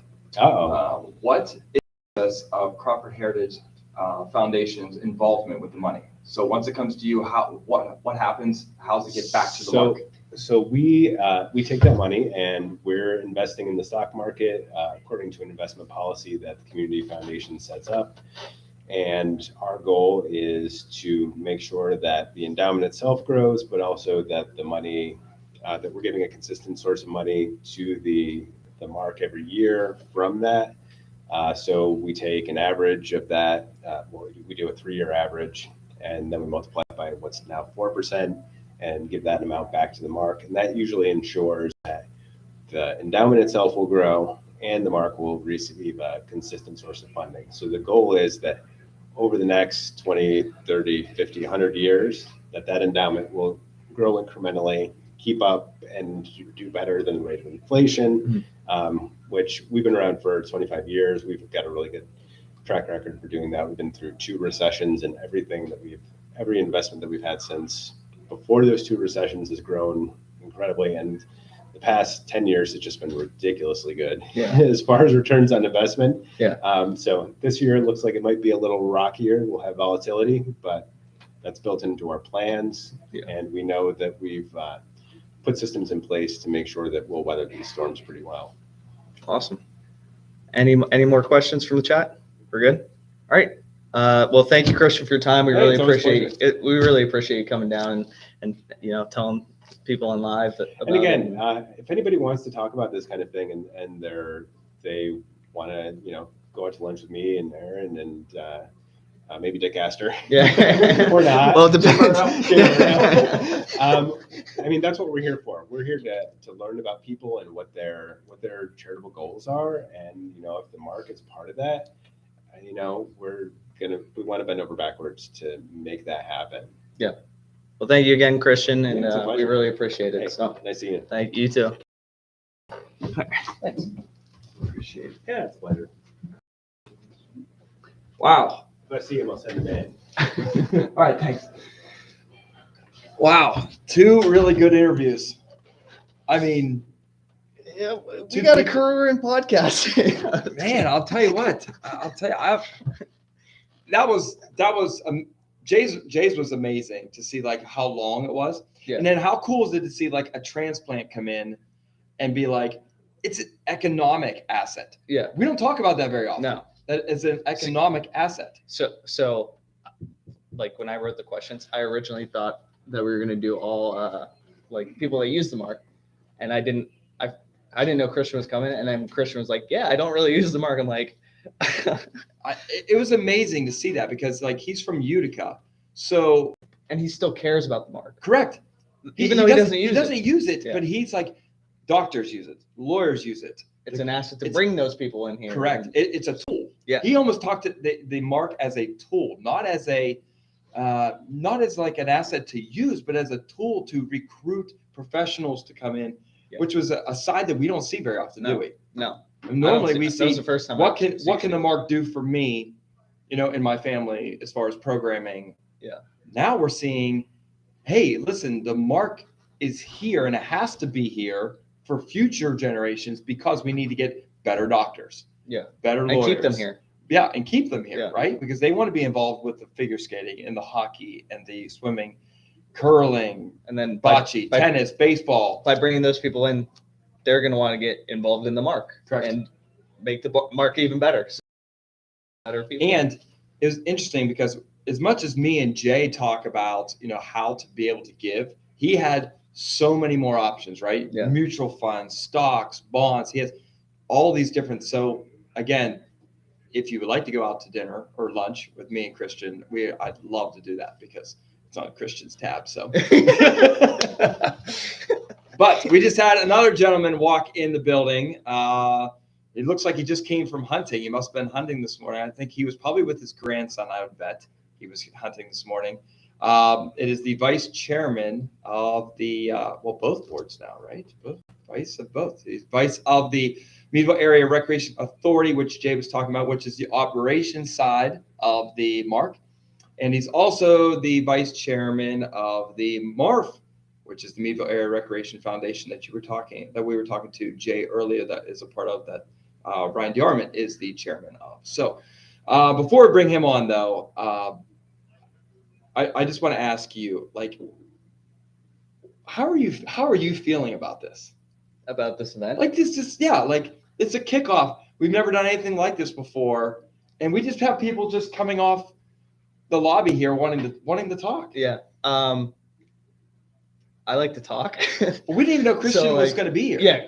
We both didn't know. We had no clue. We both didn't know. So- So that was cool. It was really cool. That conversation was awesome. I thought, I think I'm doing a good job. But just learning a different mindset was cool. Yeah. It's like, what I A mean? different perspective of the MARC. Yeah, Like- exactly. I thought it was really cool. So I don't know. I'm having fun. I hope everybody else that's coming on and Yeah, who's and watching or having I know fun. people are So- watching or having fun because we're definitely getting more and more viewers as we keep going here. Don't forget to hit that like button so it shows up to more people's views.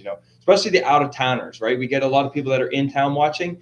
Please send this to the out of towners. We know that we have people watching from North Carolina, Denny Watson. We know we have other people from Texas that are watching. So please, send this out to people from Meadville. They'll be very interested to hear all the information that we have to offer you. And without further ado, am I allowed? Can I interview him? Yeah. I get to interview. Yeah, that's awesome. Mr. Dick Astor, come on over. Hi, How you guys. doing? How are you? Aaron? How are you, Mr. Dick? Well, I'm kind of incognito here today. Well, yeah, I can see that. I can see that. You even have your camo Pittsburgh hat on. I do. Is that as far as, is that from hunting or Veterans Day? No, this was from hunting, and I'm looking for my glasses. I must have put them in my pocket or something. But anyway, I don't need. You want me to send Jeremiah? No, I was going to say I could send Jeremiah out. All right, so we're going to do a couple questions just about the MARF and the endowment and your involvement here at the MARC, you know, some of the stuff that you've done. So first of all, tell us a little bit about yourself and how you came to be involved with the MARC. Well, a number of years ago, I was involved with the baseball program, the Legion program. My children, 2 sons, went through the program, and I started to get involved at that point. I believe when Mr. Mike Fisher was here. And eventually they asked me to rep and be the rep from Vernon Township on the MARC board. And so I took that undertaking, and it just kind of evolved from there. And when we have such a wonderful place like this, it was easy to donate hours and time, and it was exciting. And that's how I came to be a member of the MARC. And then as things got going, we needed some help in resurrecting the foundation to where it is today. And so I've been involved in that aspect of it also. So how long have you been around the MARC? How many years? Oh, probably 15, 20 years. So you've seen a lot. I've seen a lot of different changes, and I've seen a lot of the very positive things that have gone on at the MARC. And yeah, I mean, our family, we're MARC people. I like that, MARC people. I like that. We're MARC people. We believe in it, and we support it, and just think the world of what's going on down here for kids in our community. So you said, you know, that you use it, your family's used it, you know, you've used it as far as baseball. I know you use it for the pool, but why? Why do you use the MARC? Why is the MARC important? Well, first of all, it's the only game in town. Okay. You know, this is the only swimming pool that we have at this present time. In the past, we had some other places to go, but we chose to come to the MARC. The indoor pool, the outdoor pool, and the hot summer days provided a lot of good activities for the kids. And my wife and I would quite regularly bring the children down when they were younger. And now we even bring grandkids down from Erie. We just love it down here. I mean, that's what it's all about. It's the best game in town, as I call it. Best game in town. So we have a lot of, you know, community partners, right? We have a lot of community partners. You've been involved very heavily with community partnerships a lot because, you know, he started the Learn to Skate and the Learn to Swim scholarships here at the MARC, which allows for underprivileged kids to be able to get on the ice and to get swim lessons, you know, to keep them safe whenever they go out to like French Creek and Pymatuming, Conneaut Lake, Woodcock, I mean, a whole bunch of different places. So what makes this community so strong that they want to help out, not just the MARC, but kids and adults in general? Well, I think it's an easy decision for people to help donate money because they see the gains on what we've made in our community. If you recall, and some people out in the audience might recall that the MARC was originally built many, many years ago because we had so many kids drowning in lakes and ponds and streams and things like that. And so the planning fathers that were involved said, you know, we need to teach kids how to swim. And, you know, it's a lifelong experience that really everyone should be comfortable in the water, at least comfortable enough to save themselves if they are put in that situation where they fall out of a boat or they fall into a lake or something like that. So that was really what was the goal. We're talking probably 40, 50 years ago, that there were concerns about the number of children that were actually drowning in waterways in Western Pennsylvania, and a lot of our kids from our community. Well, that's a good thing. I mean, that's a good thing to have those that foresight to, instead of just dealing with the problem of kids drowning, putting heads together and coming up with a facility to, make the kids safe. It's a lot more of, proactive than reactive.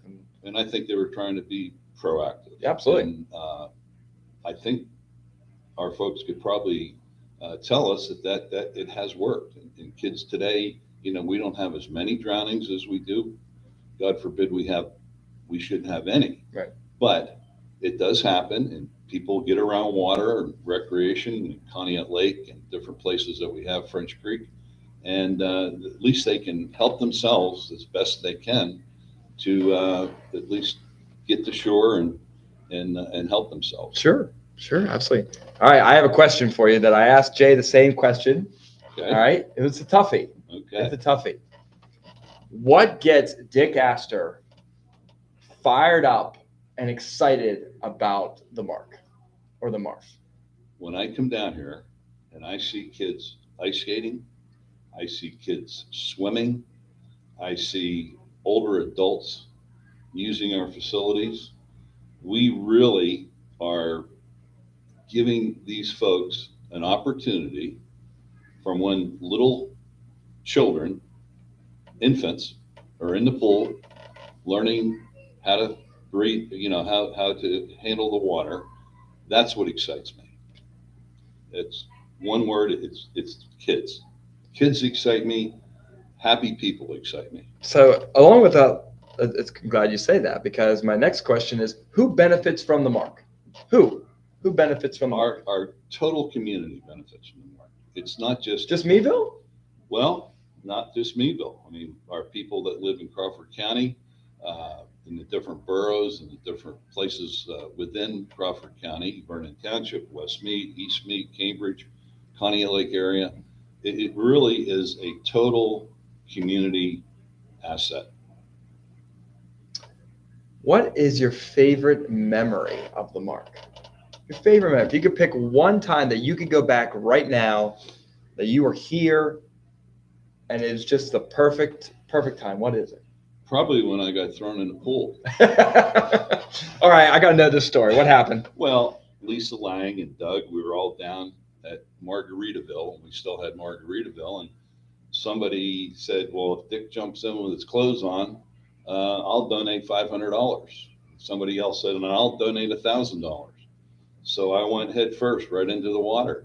And that's my fondest memory, because I saw people wanting to financially step to the plate and help us. That's awesome. And as you know, with difficult times, and we still are experiencing those, those times with our economy and employment and things like that. And Meadville, our partnerships are very important to us. And we couldn't do it without them. We couldn't do it without our townships. We certainly couldn't do it without the city. We couldn't do it without our different larger employers that contribute money to keep us afloat. I agree. So along those lines, right? Larger employers, community partners, Crawford County. How do you pitch the MARC to someone who doesn't know anything about it? You show it to them. It's a simple thing. Being involved in the hospital board, we recruited a lot of doctors over the years. And one of the first places I would always suggest to our recruiters is to bring our new physicians down to the MARC, see the indoor pool. If it's summertime, see the outdoor pool, see the ice skating rink, see the gardens, look at the trails that we have, look at the baseball field, the tennis courts, the skateboarding. All of these things provide a good reason why professional people and others should come to Meadville and want to work at the hospital, want to work at Channel Lock, want to work at Smuckers, want to work at Allegheny College.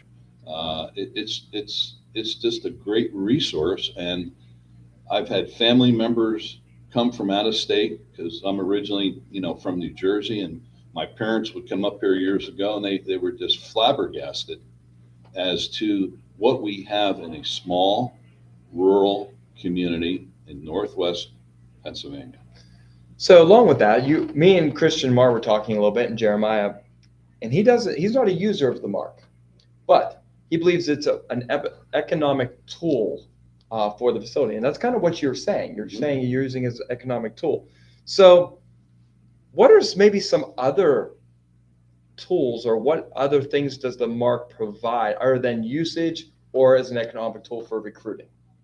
Well, how you want to rephrase that in a little different way maybe for me? Yeah, sure. So how does the MARC help the community outside of recruiting and people coming here to use it? When people come to use a facility and they come from out of town and they see what we have here, all your youth hockey programs, your youth swimming programs, your high school baseball, Legion baseball, when those people come here and they look and see what Meadville has, I think there's some jealousy there because their communities don't have it. I agree. It's funny because, coming from a town that's like Meadville, but not have the assets of Meadville, I would come here, I'd be very jealous. And I do know that there's a lot of people that come out from Pittsburgh and then they love it here, especially in the fall, whenever they come up and the trees are beautiful. And they're like, oh, we're going to go up to the spillway because I haven't been there in years. Sure. So we're still bringing even more, economics into things where they're spending money now at the local restaurants. There's no question. You're staying the night on these tournament nights. It brings more business actually there, and people from Pittsburgh maybe want to come up for the weekend, or maybe it's a driver of our economy. Right. I agree. And just like you mentioned, some of the other places that people come to visit Crawford County, they spend, when they come, they spend a lot of money. They buy gas, they buy hotel rooms, they eat in local restaurants, and it's a key to our community. All right, enough about the MARC and Dick Astor. We're here to talk about the endowment today. What do you see as the long-term goals of the MARC or the MARF? I mean, we've had this conversation a lot, right? We've had this conversation a lot about the playground, and we got that done, and now we're talking about the pavilion. We're getting that done. What are the long-term goals in Dick Astor's view? My long-term goal would be us for sustainability, to be able to sustain within our community with enough money to be able to make improvements. We have an older facility. As we just showed, dehumidifiers break down, the Zambonis break down. Yep. We had to buy new ones. And if it wasn't for our people in our community that think about us financially, I'm not sure where we would be. And that's why the MARF is important, because the MARF is the foundation for the MARC complex. Sure. Yeah, and the MARF is an extension, right? So the MARF is all about capital improvements, raising money, and then the MARA, or the MARC, what we call the operational board, is about, the operations, what we do every day, the programs, things like that. So, and it's nice to have somebody who's the liaison between the two, which Dick is, because he comes to all the MARA meetings and he also attends all the MARF meetings. So it's nice to have all those opinions in one place, and then it keeps my job a little bit easier. So well, I think it's also important here, not to interrupt you, but it's important that the MARC board knows what the MARF is doing. Absolutely. And because they work hand in hand with each other. You can't have one without the other. And what people, I know in my wife and I, when we give money to organizations, we like to see monies that are using the interest off of it, build up enough foundation money that we could, each year say to the MARC director, Aaron, get the crew, what projects do you have? What capital improvements would you like to make this year? Absolutely. And be able to fund those things, because, you always need to paint. You always need to repave. You need to replace different types of equipment. And it's been, the MARF was very instrumental in helping us this past year when we had our roof issue. Yeah, I agree. They were very instrumental. That would have been a lot longer process if it wasn't for the MARF. We needed some startup monies to get the project started. And once the project and the insurances came through and everything, we immediately paid back the foundation that lent us that money to get us started on the new roof. And that's why I think we had it replaced within 3 months. 3 months. Of its collapse. It's crazy, huh? I thought that was absolutely how fast everyone came to the table and everyone came to support the MARC. We had that roof project done in 3 months. And that, to me, that was amazing. It was an amazing feat that otherwise I don't think, I mean, I know personally I could never have got it done in 3 months, but everybody came together to help get that done. So,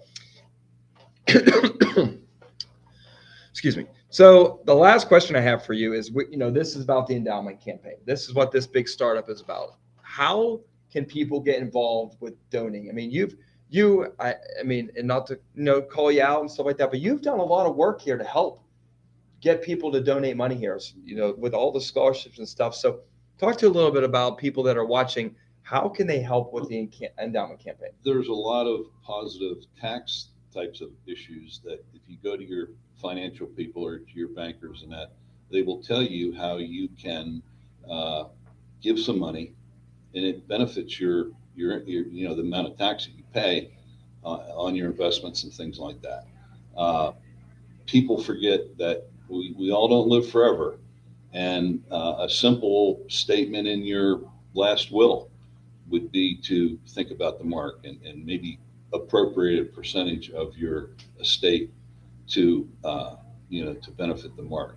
And those are just a few of the ways that people can can step to the plate. And why do you think that is important? Why do you think it's important to get the MARC in your will and get the MARC in your estate planning, and to really, why do you think it is? Well, it's important because you're giving back to your community.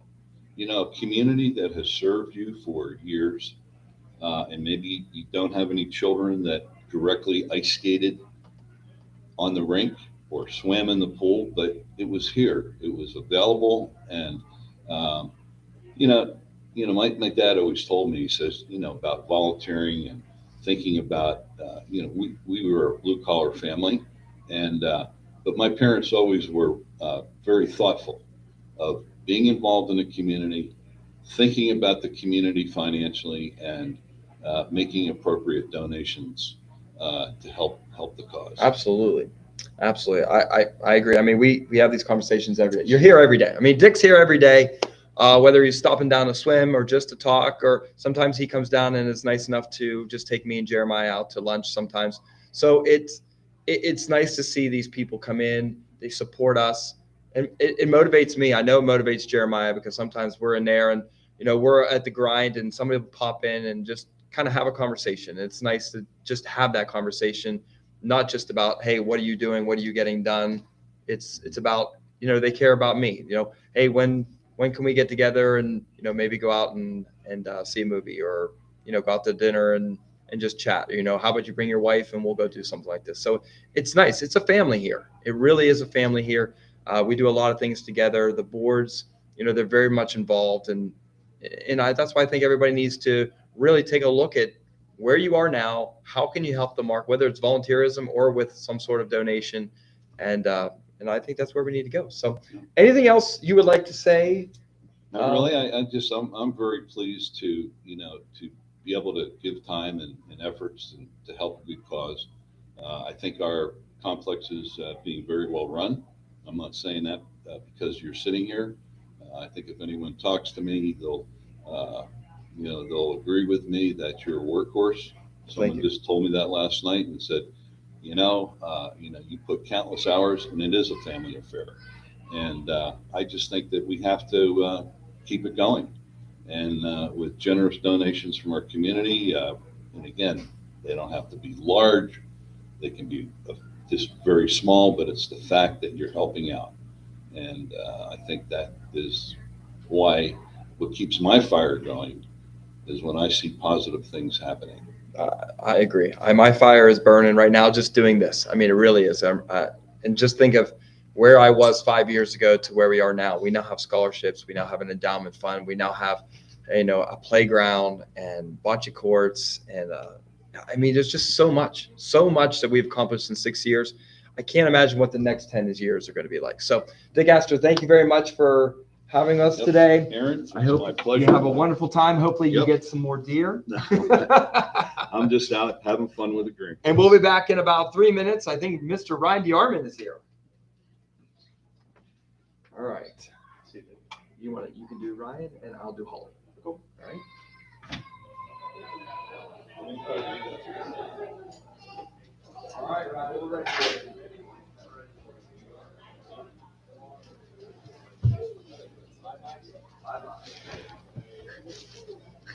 Hey, sit down. How you doing, Ryan? Take it easy on me. You know? Been asking the hard-hitting questions today. What's going on? Not much. Not I was much. actually just rolling through town, and Aaron texted me that this was going on, so I figured I'd stop by. And Nice. see So, welcome. So Ryan is the chairman of the MARF and is super involved here. He also plays in the adult league. So tell us a little bit about yourself. I won't take too much of the thunder. My name is Ryan DeArmond. I'm the chair of the Meadville Area Rec Foundation, which is kind of the nonprofit arm. Growing up in Meadville, played hockey here since I was a mini mite back in the day. Kevin Pitt taught me to skate. For the people that don't know, what age group is a mini mite? I don't know. How long you been skating for here at the MARF? Probably kindergarten. So what would that be? 8 years old? I Six? think 6 in that area. Yeah, I mean that was the old days before we split the ice in half and sculling the whole length of the ice. And Kevin Pitt also taught me how to skate, so I think he taught everybody how to skate. You know? Great guy, but I mean I've been involved with the rec my whole life. First job was at the rec. Oh, really? Worked in the concession stand and as a skate guard when I was 13, I think. I did not know that. That's awesome. Chris Newsbeck gave me my first job. That's awesome. Yeah, I did not know that. So, not to put you on the spot here, but your family is very involved at the MARC.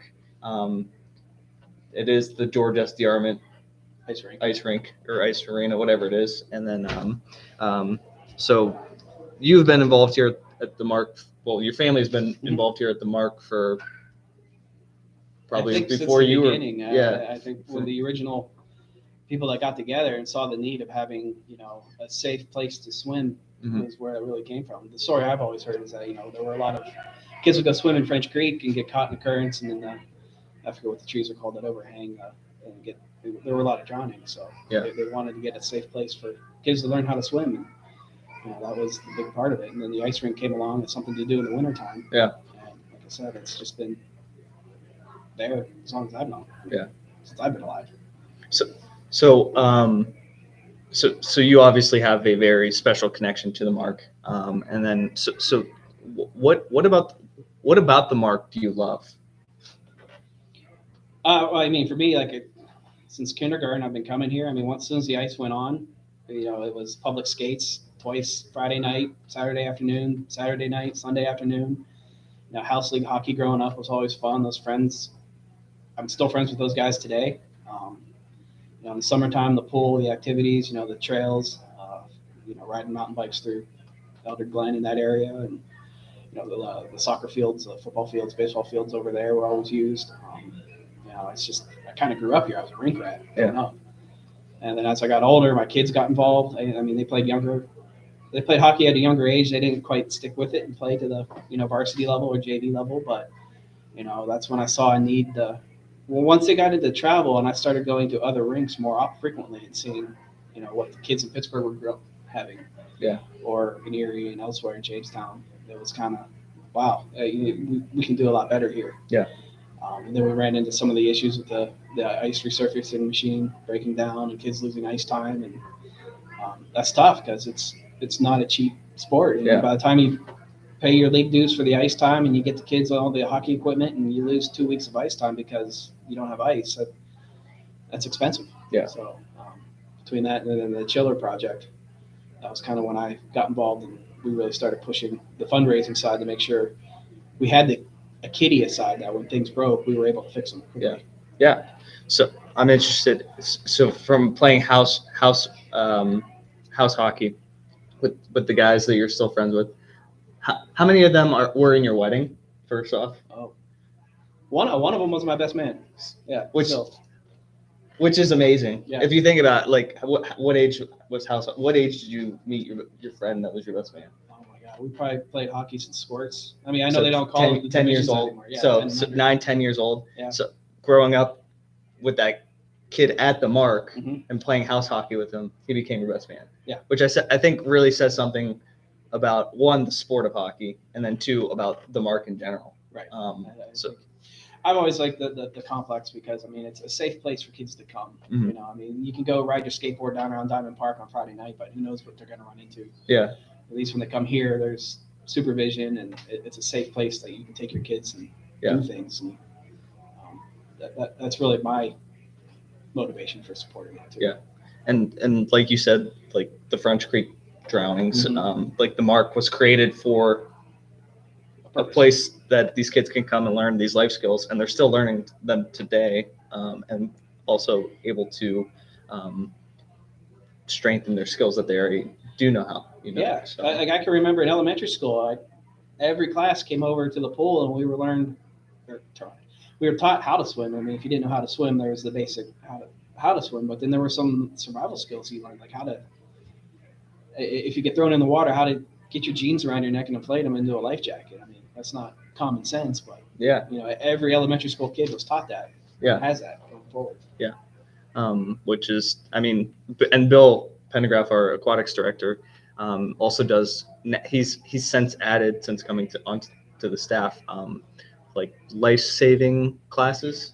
So he's different, like it could be for boating, it could be for if you're caught in the water during a rainstorm, whatever it is. So we're doing a lot of that stuff here at the MARC now because of Bill and his expertise in that area as well. So it's only going up. It's only getting better. So so tell me a little bit, as the chairman of the MARF, tell me a little bit about the MARF, what it is, what its purpose is, and maybe some of the long-term goals of the MARF.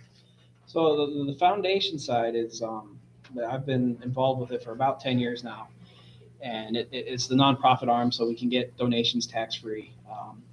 And historically, for the way I understand it, is a project would need to be done at the complex. So the foundation members will go out and approach the community to raise the funds to build, to finish the enclosure around the ice rink, for example, or to put on. Years ago, we replaced the dome. Everybody remembers the tortoise shell that was over the pool. Things like that. To buy new dashboards for the ice rink.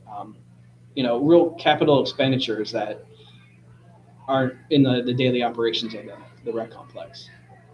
So we would do a project. We'd raise the funds, complete the project, and there would never really be a balance in the foundation. It was just project to project. And once we got past the major issues that we've had with the chillers and the Olympus, the resurfacing machine, and then the dehumidifier in the pool and the pool locker room. So we've kind of developed this ongoing effort to raise funds, and now we have this kind of balance sitting there that we're tucking away into an endowment fund every quarter or so. So that kind of secures it for future generations. We still have oddball projects that we go out and hit hard and try to raise money for, but the idea, I think I overheard Dick Astor talking about when the pool collapsed last winter, or the roof. Yeah. We had that security fund there that we could say, okay, get the project moving, get the roof replaced, and while we're waiting for the insurance to kick in and pay for that, so we got a jump start on scheduling and ordering materials and everything else. That had that fund not been there, it would have been months. I mean, I think I heard 3 months we got the project done, but it would have been 3 months before we even started talking about getting the project done. Yeah. And it's and the MARF is just great in general, aside from like the capital improvements, all the stuff that the MARF does, right? The treasure hunt's always fun for the community, right? Getting the community involved in our treasure hunt, our Cannons dinner, the MARF Music Festival, the Battle of Badges game is also a MARF event. I'm probably missing a couple, but those are all events that benefit the endowment, right? The foundation and all that the MARF does and is able to do because of the community. Yeah, I think our activities are really limited because we are a small group. I mean, everybody here is foundation and thinks we've got executive directors who are on salary and paid to do this. It's all volunteer. Yeah. We have less than a dozen people, so when we put on an event, it's all people volunteering their time.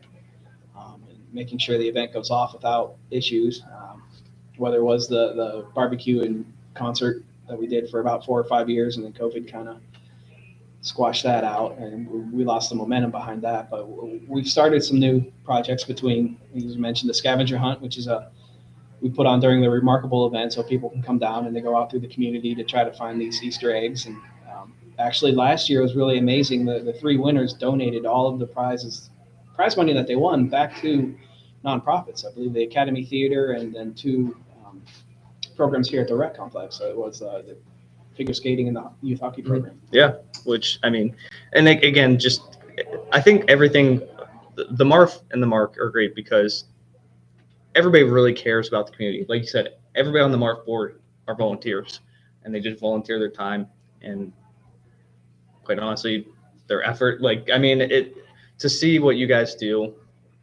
for the community is inspiring or refreshing, whatever, any positive word that you can think of. I mean, honestly, and to see what you guys are able to do for the community, and then a lot of times not get any of the glory for it either. It's all behind the scenes. I mean, realistically, it really is.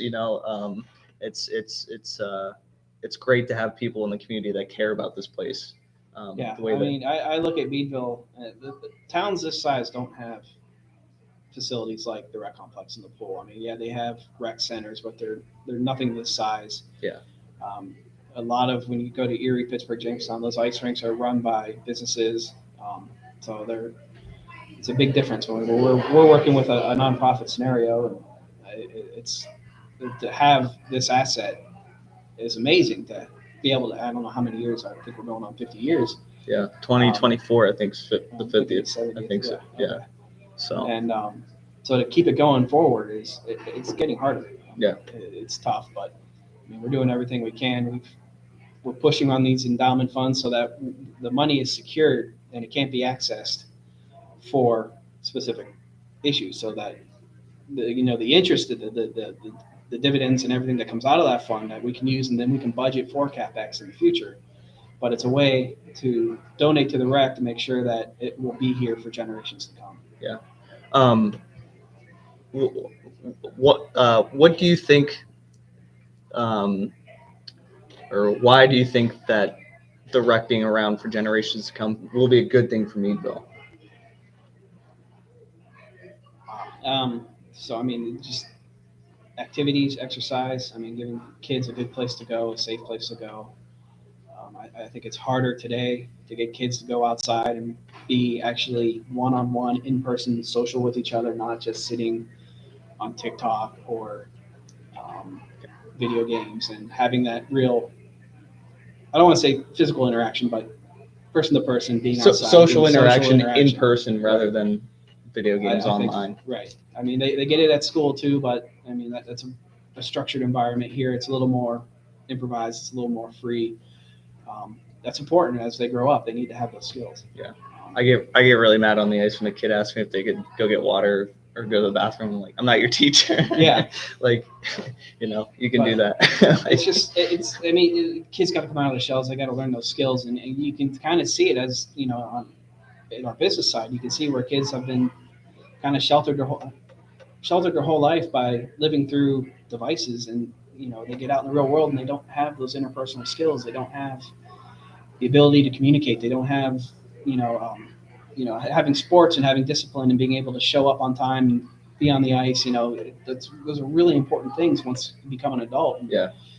All of a sudden they're hitting a brick wall when all of a sudden, hey, I got to show up at 6 a.m. 5 days a week in a row. Yeah. And if I don't, 50 weeks a year, I'm not getting a paycheck. Right. So, but we have a question from the chat, Aaron. Yeah, it says, how is the MARC an economic tool? So how is the MARC an economic tool? Well, I mean, behind me right now, it's full of people. There's kids out there skating. There's a concession stand running. I mentioned that my first job as a kid, not too many people hire 13-year-olds, but you get exposure into that kind of, I know it's not a technical skill, it's not, but it requires responsibility. It requires showing up, and you start working on those skills as young employees. And like coming here during a varsity hockey night, I mean, the stands are full. There's admission prices. There's concessions again. I mean, swim meets. With all the people that show up for all these events, there's revenue. There's employment. I mean, I don't know what the total employment of the rec complex is right now. Yeah, it's like 42. 42 people. I mean, that's 42 jobs there in the Meadville area. Yeah, which are probably more younger based and and like you were saying, hopefully those kids that are working for us are learning those skills. So when they come and work for you at Channel Lock, they'll be like responsible young adults instead of. And hopefully, I mean, those young kids that are coming here with a job are motivated to get a job, and they're learning those skills earlier than maybe somebody who waits till they're 18. Exactly. So just another question I have for you. You know, you've used the MARC for a long time. Do you have a favorite memory here at the MARC? Or can you think of off the top of your head, besides playing against me on Friday or Sunday nights? That's what I told you Saturday, or I guess it was Sunday night. About the only thing I can do anymore is get in the way. I'm pretty good at that. You got me pretty good every time, actually. So. You know, it's funny. I think I look at the rec complex and how far it's come. And when I was a kid growing up here, it was a chain link fence with a canvas wall. So when it snowed inside here. And everybody knows what January and February are like around here. It's cold. So line changes for the kids were not on the benches. There's a fireplace and a roaring wood fire, and the kids came in and sat in front of the fire instead of playing. Awesome. And then when the 2-minute bell rang, they shifted. So we were coming into the lobby, sitting by the fire, and then going back out to play. That's awesome. That's probably, I mean, that's coming in here before your game, and I know now it's the skate sharpening, but that was Chris's office. But there was the paper in the league standings, so you can see who scored what goals and who was the point leader in your division. Yeah, and that was everybody's always. See, where am I at? Who gets to play goalie? Or, that's awesome. That's always the fun stuff. But that's a really cool memory, actually. I don't think it's different now, because going back to using your phones, like a lot of it's on your phone, right. Like to see, where am I? Like there's no like standing around a paper wall and going, you're here, like, you know what I mean? So it's like, you're all standing there with all your friends, and you get to gloat, or you get, you'd be like, oh man, I got to score a hat trick tonight. Yeah. That's awesome. So moving on, how would you pitch the MARC to a friend or somebody that is asking about the MARC? What would you say to get them maybe interested in coming to the MARC or donating to the MARC or the MARF?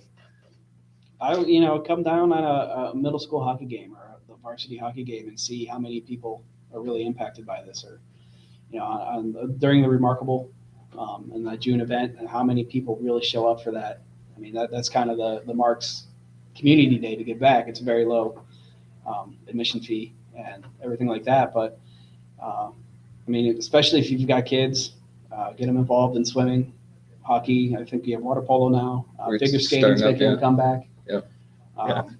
There's a lot of clubs now that kind of went to the wayside there for 10 or so years, but are starting to come back. Yeah. Curling, yeah. Can we talk about curling? No, I was kidding.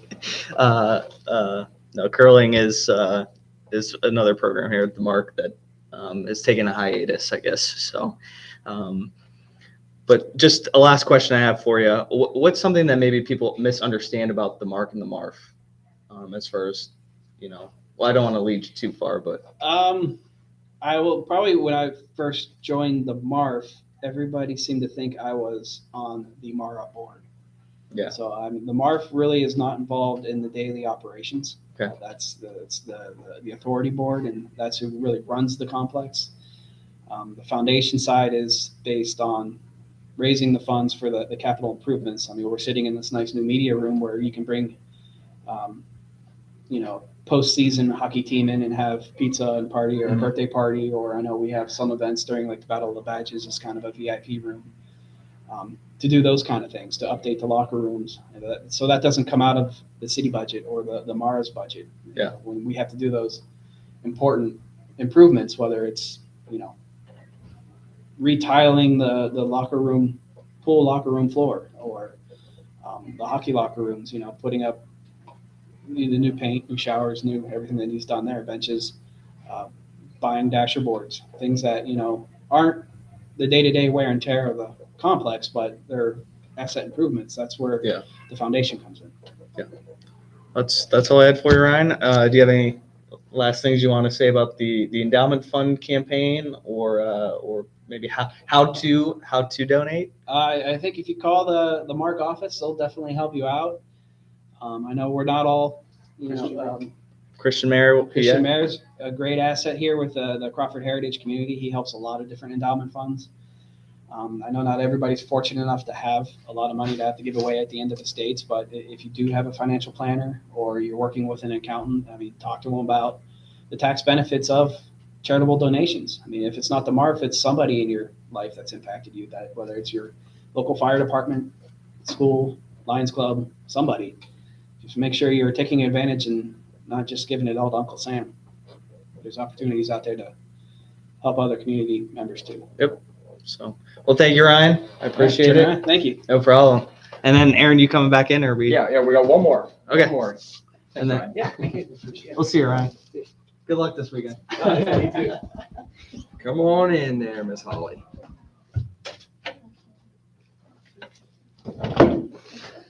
And Miss Holly's in skates, so we know she's not leaving for at least another 2 hours. This is Holly Maloney. She is, well, everything. She is everything here at the MARC. She does hockey. She does figure skating. She does learn to skate. She does night owls. She does NOHL. She does adult learn to play. She does swimming in the summer. Is there anything that she doesn't do? Do you do pickleball? No. She doesn't do pickleball. So that's one thing she doesn't do. So, but we're so happy to have Holly here today. Thank you. She's going to be probably the best testimonial of the MARC that you're going to see today. And that is because she does everything from a consumer side of things. So I do everything, and I'm from the administration side. So I get to see everything on the back end. Holly gets to see everything in plain sight. She gets to see all the parents, the kids, me, our staff in the inner workings. And she hasn't left yet. And she hasn't running screaming yet. So first of all, I want you to just tell me a little bit about yourself and how you got to be here at the MARC. Okay. Like From the beginning. history? From the beginning. All right. So I started skating around the age of 4. My dad brought me to a public skate, and I just fell in love with it. And from there, my brother joined. He was probably like 3 when he started skating. He saw me out there, and he just had to be a part of it too. So that was the very beginning. And then I was able to join the figure skating club after learning to skate. And then from there, did a little bit of hockey. We had a all-girls team at the time when I was 12. We're taking this back a few years. But it was so much fun. So I had the experience there, and then just continued to figure skate throughout my high school years. And then eventually I left for college. And then about 5.5 years later, I came back to the community, and I was asked to help with Learn to Skate. And it kind of came full circle. And that's where this adventure has taken me. And I just became involved with many programs, as Aaron had mentioned. All of the programs, except for pickleball. Right, except for pickleball.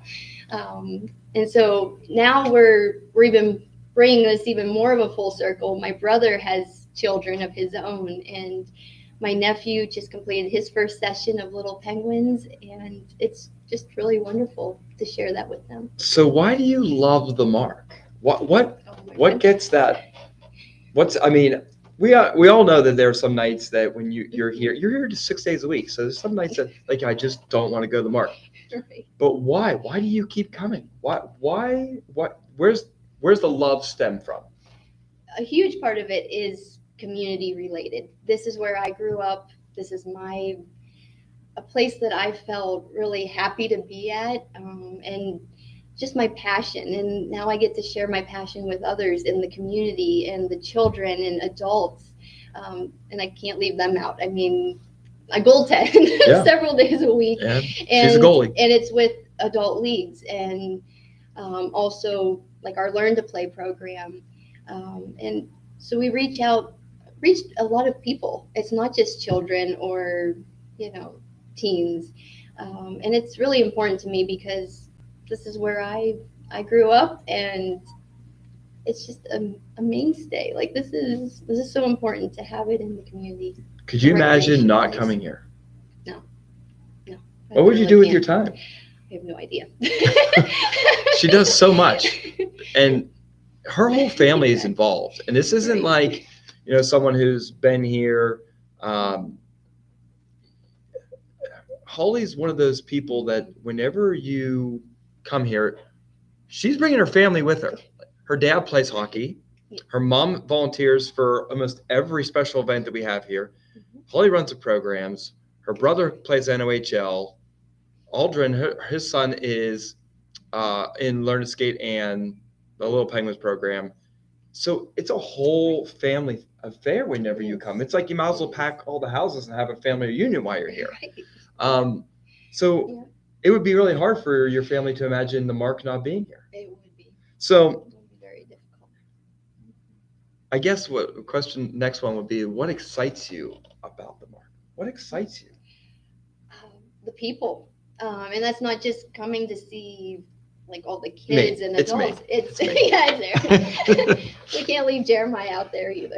Well, Eastland did earlier. You missed it. Eastland was like, Coach Aaron's my favorite. So And I'm like, that's great. No, it is.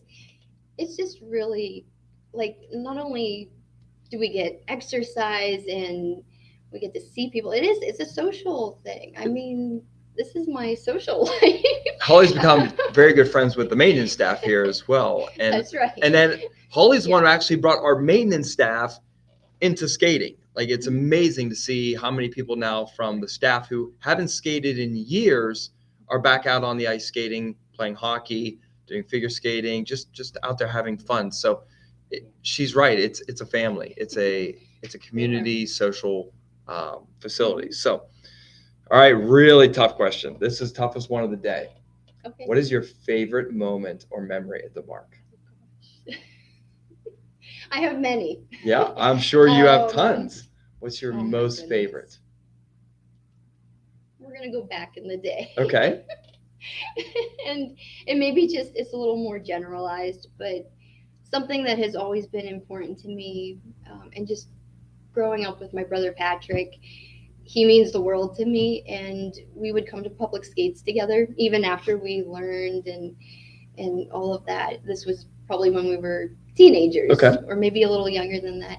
And we compete with each other all the time, of course. But anything I can do, he thinks he can do better, and vice versa. And me and Jeremiah. He would be at hockey skates. I would be at figure skates. I would do my spread eagle or whatever around like the ends of the rink. He had to try to top me. So then he tried backwards spread eagles, and I had to work on that and get better. So we challenge each other. And I know we probably got in trouble a few times with the skate guards. We used to play tag with all his friends, when you're not supposed to and be. we weren't supposed to at the time. So Oh, Holly, getting everybody in trouble. Those are my favorite moments. That's being awesome. with my brother out in the ring. That's awesome. So a couple challenge questions. Do you know what the MARF is? Yes. What is the MARF? What is your perception of the MARF? What is the MARF? Oh, like what it stands for. Yeah, what is it? Or, what does it do? Like the foundation. Yes, what does it do? For the most part, my biggest, how do I say it? Like dealings with it would be over the summer, and really, and this is just what I related to. Sure. Through the remarkable event, like really. The scavenger hunt. Learned, the scavenger hunt in particular, but it's the foundation, and it just means a lot regarding like the money and how important our programs are, and our programs can't run without money, right? Yeah. Through financial support. Yeah. So it's very important that we have the MARF. It is very, very important. Okay, so along that line, did you know that we have a campaign for our endowment starting today? No, I didn't. No, she didn't. She didn't know that there was. I've been on the ice for like that's right. 4 hours. Well, she's been on the ice since this morning. She actually helped the Little Penguins this morning. But yes, we are kicking off our endowment campaign today. Okay. All right. So we are looking for people to donate to the endowment to kick it off. We did already have our first donation of the day. Thank you to Roger Janes for donating to our for our endowment to start it off. the big thing about endowments is that the money that is put in, we're not using that money, right? We're using the interest and the dividends off that so long term. So that when maybe Holly's kids and maybe when Aldrin's kids have kids, they're going to be able to, help out the MARC. So why do you think it's so important to donate to a foundation or to an endowment fund like this? I would like to see the MARC continuing to stay here and being open, and this is what we like. It's such a huge part of the community, and I don't want to lose that, and especially for generations to come. I think we're approaching 50 years in a couple of years will be 50-year anniversary. It's just huge. I mean, I would like to see this place being here for years to come. What are some of the, you've been here a long time. What are some of the positive new things that you've seen here in the MARC? Oh, just new programs. I mean, our anything, adult programs, capital improvements, anything. Our adult learn to play program, we started that 5 years ago. Yep. This is the 5th year. Crazy. Yes, it's fast. It's hard to believe. Fast. And just like new programs like that, because I've been part of Learn to Skate for several years, and we've always seemed to have some sort of like Learn to Skate program for kids in all the years that I can remember. The Figure Skating Club, of course, is coming back. This is our 3rd year. But very happy about newer that. programs and getting more people involved. Of course, parents of children who come and play, the parents are starting to play. And I just think that's really important that these new programs that we're offering, they're continuing to grow. Correct. And everything is growing here at the MARC. Me and Jeremiah were talking about earlier at the very beginning, like we wouldn't be sitting in this room 5 years ago without the charitable donations of everyone, because you can't see this as watching, but in this room, it's gorgeous. It used to be the compressor room for the chiller unit that we had here, and now it's a beautiful conference room with TVs and a bar area and tables and these awesome pictures donated from Kevin Pip of just the different Meadville locations, the courthouse and things like that. So what are some of maybe the aesthetic positive things you've seen here? Like when you're coming down in and you see something that you wasn't here when you were a kid, and that you're like, wow, that's kind of cool they did that. The sign out front grabbed my attention right away, and that's fairly new. The other part of it that we've added in recent weeks, that is definitely an eye grabber, and just keeping everyone informed of what's going on. I like that part of it's a good communication tool. Yes, it is. I agree. It is. And then coming into the parking lot, this is just, it kind of sounds old school, but it's kind of what I'm familiar with since, coming here many years. And then just walking in through the lobby, and that has changed even from time to time, like where our setup is. Plus you got the banners. The banners are up now. Yeah, the banners, and everything is, I don't know, our bulletin board. Yeah, I like the bulletin board. The figure skating bulletin board is new. As soon as you walk in on the right-hand side, it's there. So if you're looking for someone to maybe start skating, Learn to Skate, and the Figure Skating Club is right there. As soon as you walk in, it's going to grab your eye right there on the right-hand side. You get all the information you need. It is. It's very informational. Like you mentioned, a communication tool. But everybody's so welcoming. The staff is welcoming. Miss Katie, she's literally, as we speak, she's right there in the skate room. I wish we had enough time to get Miss Katie on today because Miss Katie has been employed here for 50 years. Yes. She's been here as long as the MARC's been here. Mm-hmm. So 47 years. She's going to celebrate her 97th birthday this year. Crazy. Yeah. It's crazy. She has been here for that long. So you can see people really like, they really like to see the new things that we're doing. We got a new playground. We got the amphitheater project coming up. Just the lobby itself, new technology upgrade. How nice is it to come in here and there's Wi-Fi all throughout the building now? Don't have to worry about that. So, all right, Holly, we are going to leave you with one more question. How would you pitch the MARC to a friend who's never heard of the MARC before? somewhat easy, somewhat difficult Okay. of a question. It is. Because I do come across many people who may have heard of the place, and just knowing what I know about the programs, I am able to share that information. But I think it's a wonderful place to be, and I would certainly recommend checking it out, even if they wouldn't be interested in all of our programs. I would hope at least one might catch their eye. Yeah. And it never hurts to try something new. And like I agree said, with that.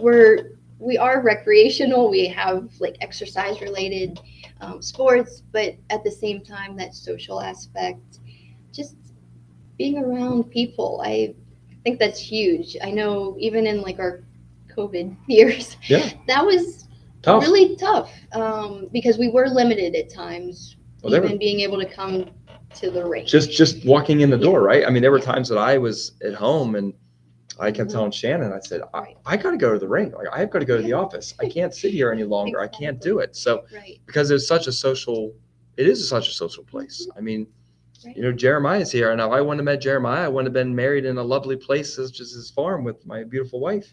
There's just so many things that happen here. And like Jeremiah was talking to Ryan DeArmond that he met his best man at his wedding here. So you're right. It is social. It is social. Holly was in my wedding because we met here at the rink. I mean, it's a pretty cool place. So, not to belabor it, but I want to thank everybody. I mean, we've been going for about 3 hours strong here with interviews and testimonials about the endowment fund, but please check us out. I know Shannon's going to put the website on there right now to be able to donate. It's markforfun.com. And if you scroll over to the side, you're going to see donate. Please, it doesn't matter what amount. If you can give, if it's going to be a larger one, you want to talk about taxes and things like that, please get with me and Christian Mayer for a lunch, and we'll help you. But we really want to kick off this endowment fund. We want to thank Roger Janes for being the first one to donate to this awesome fund that we're starting.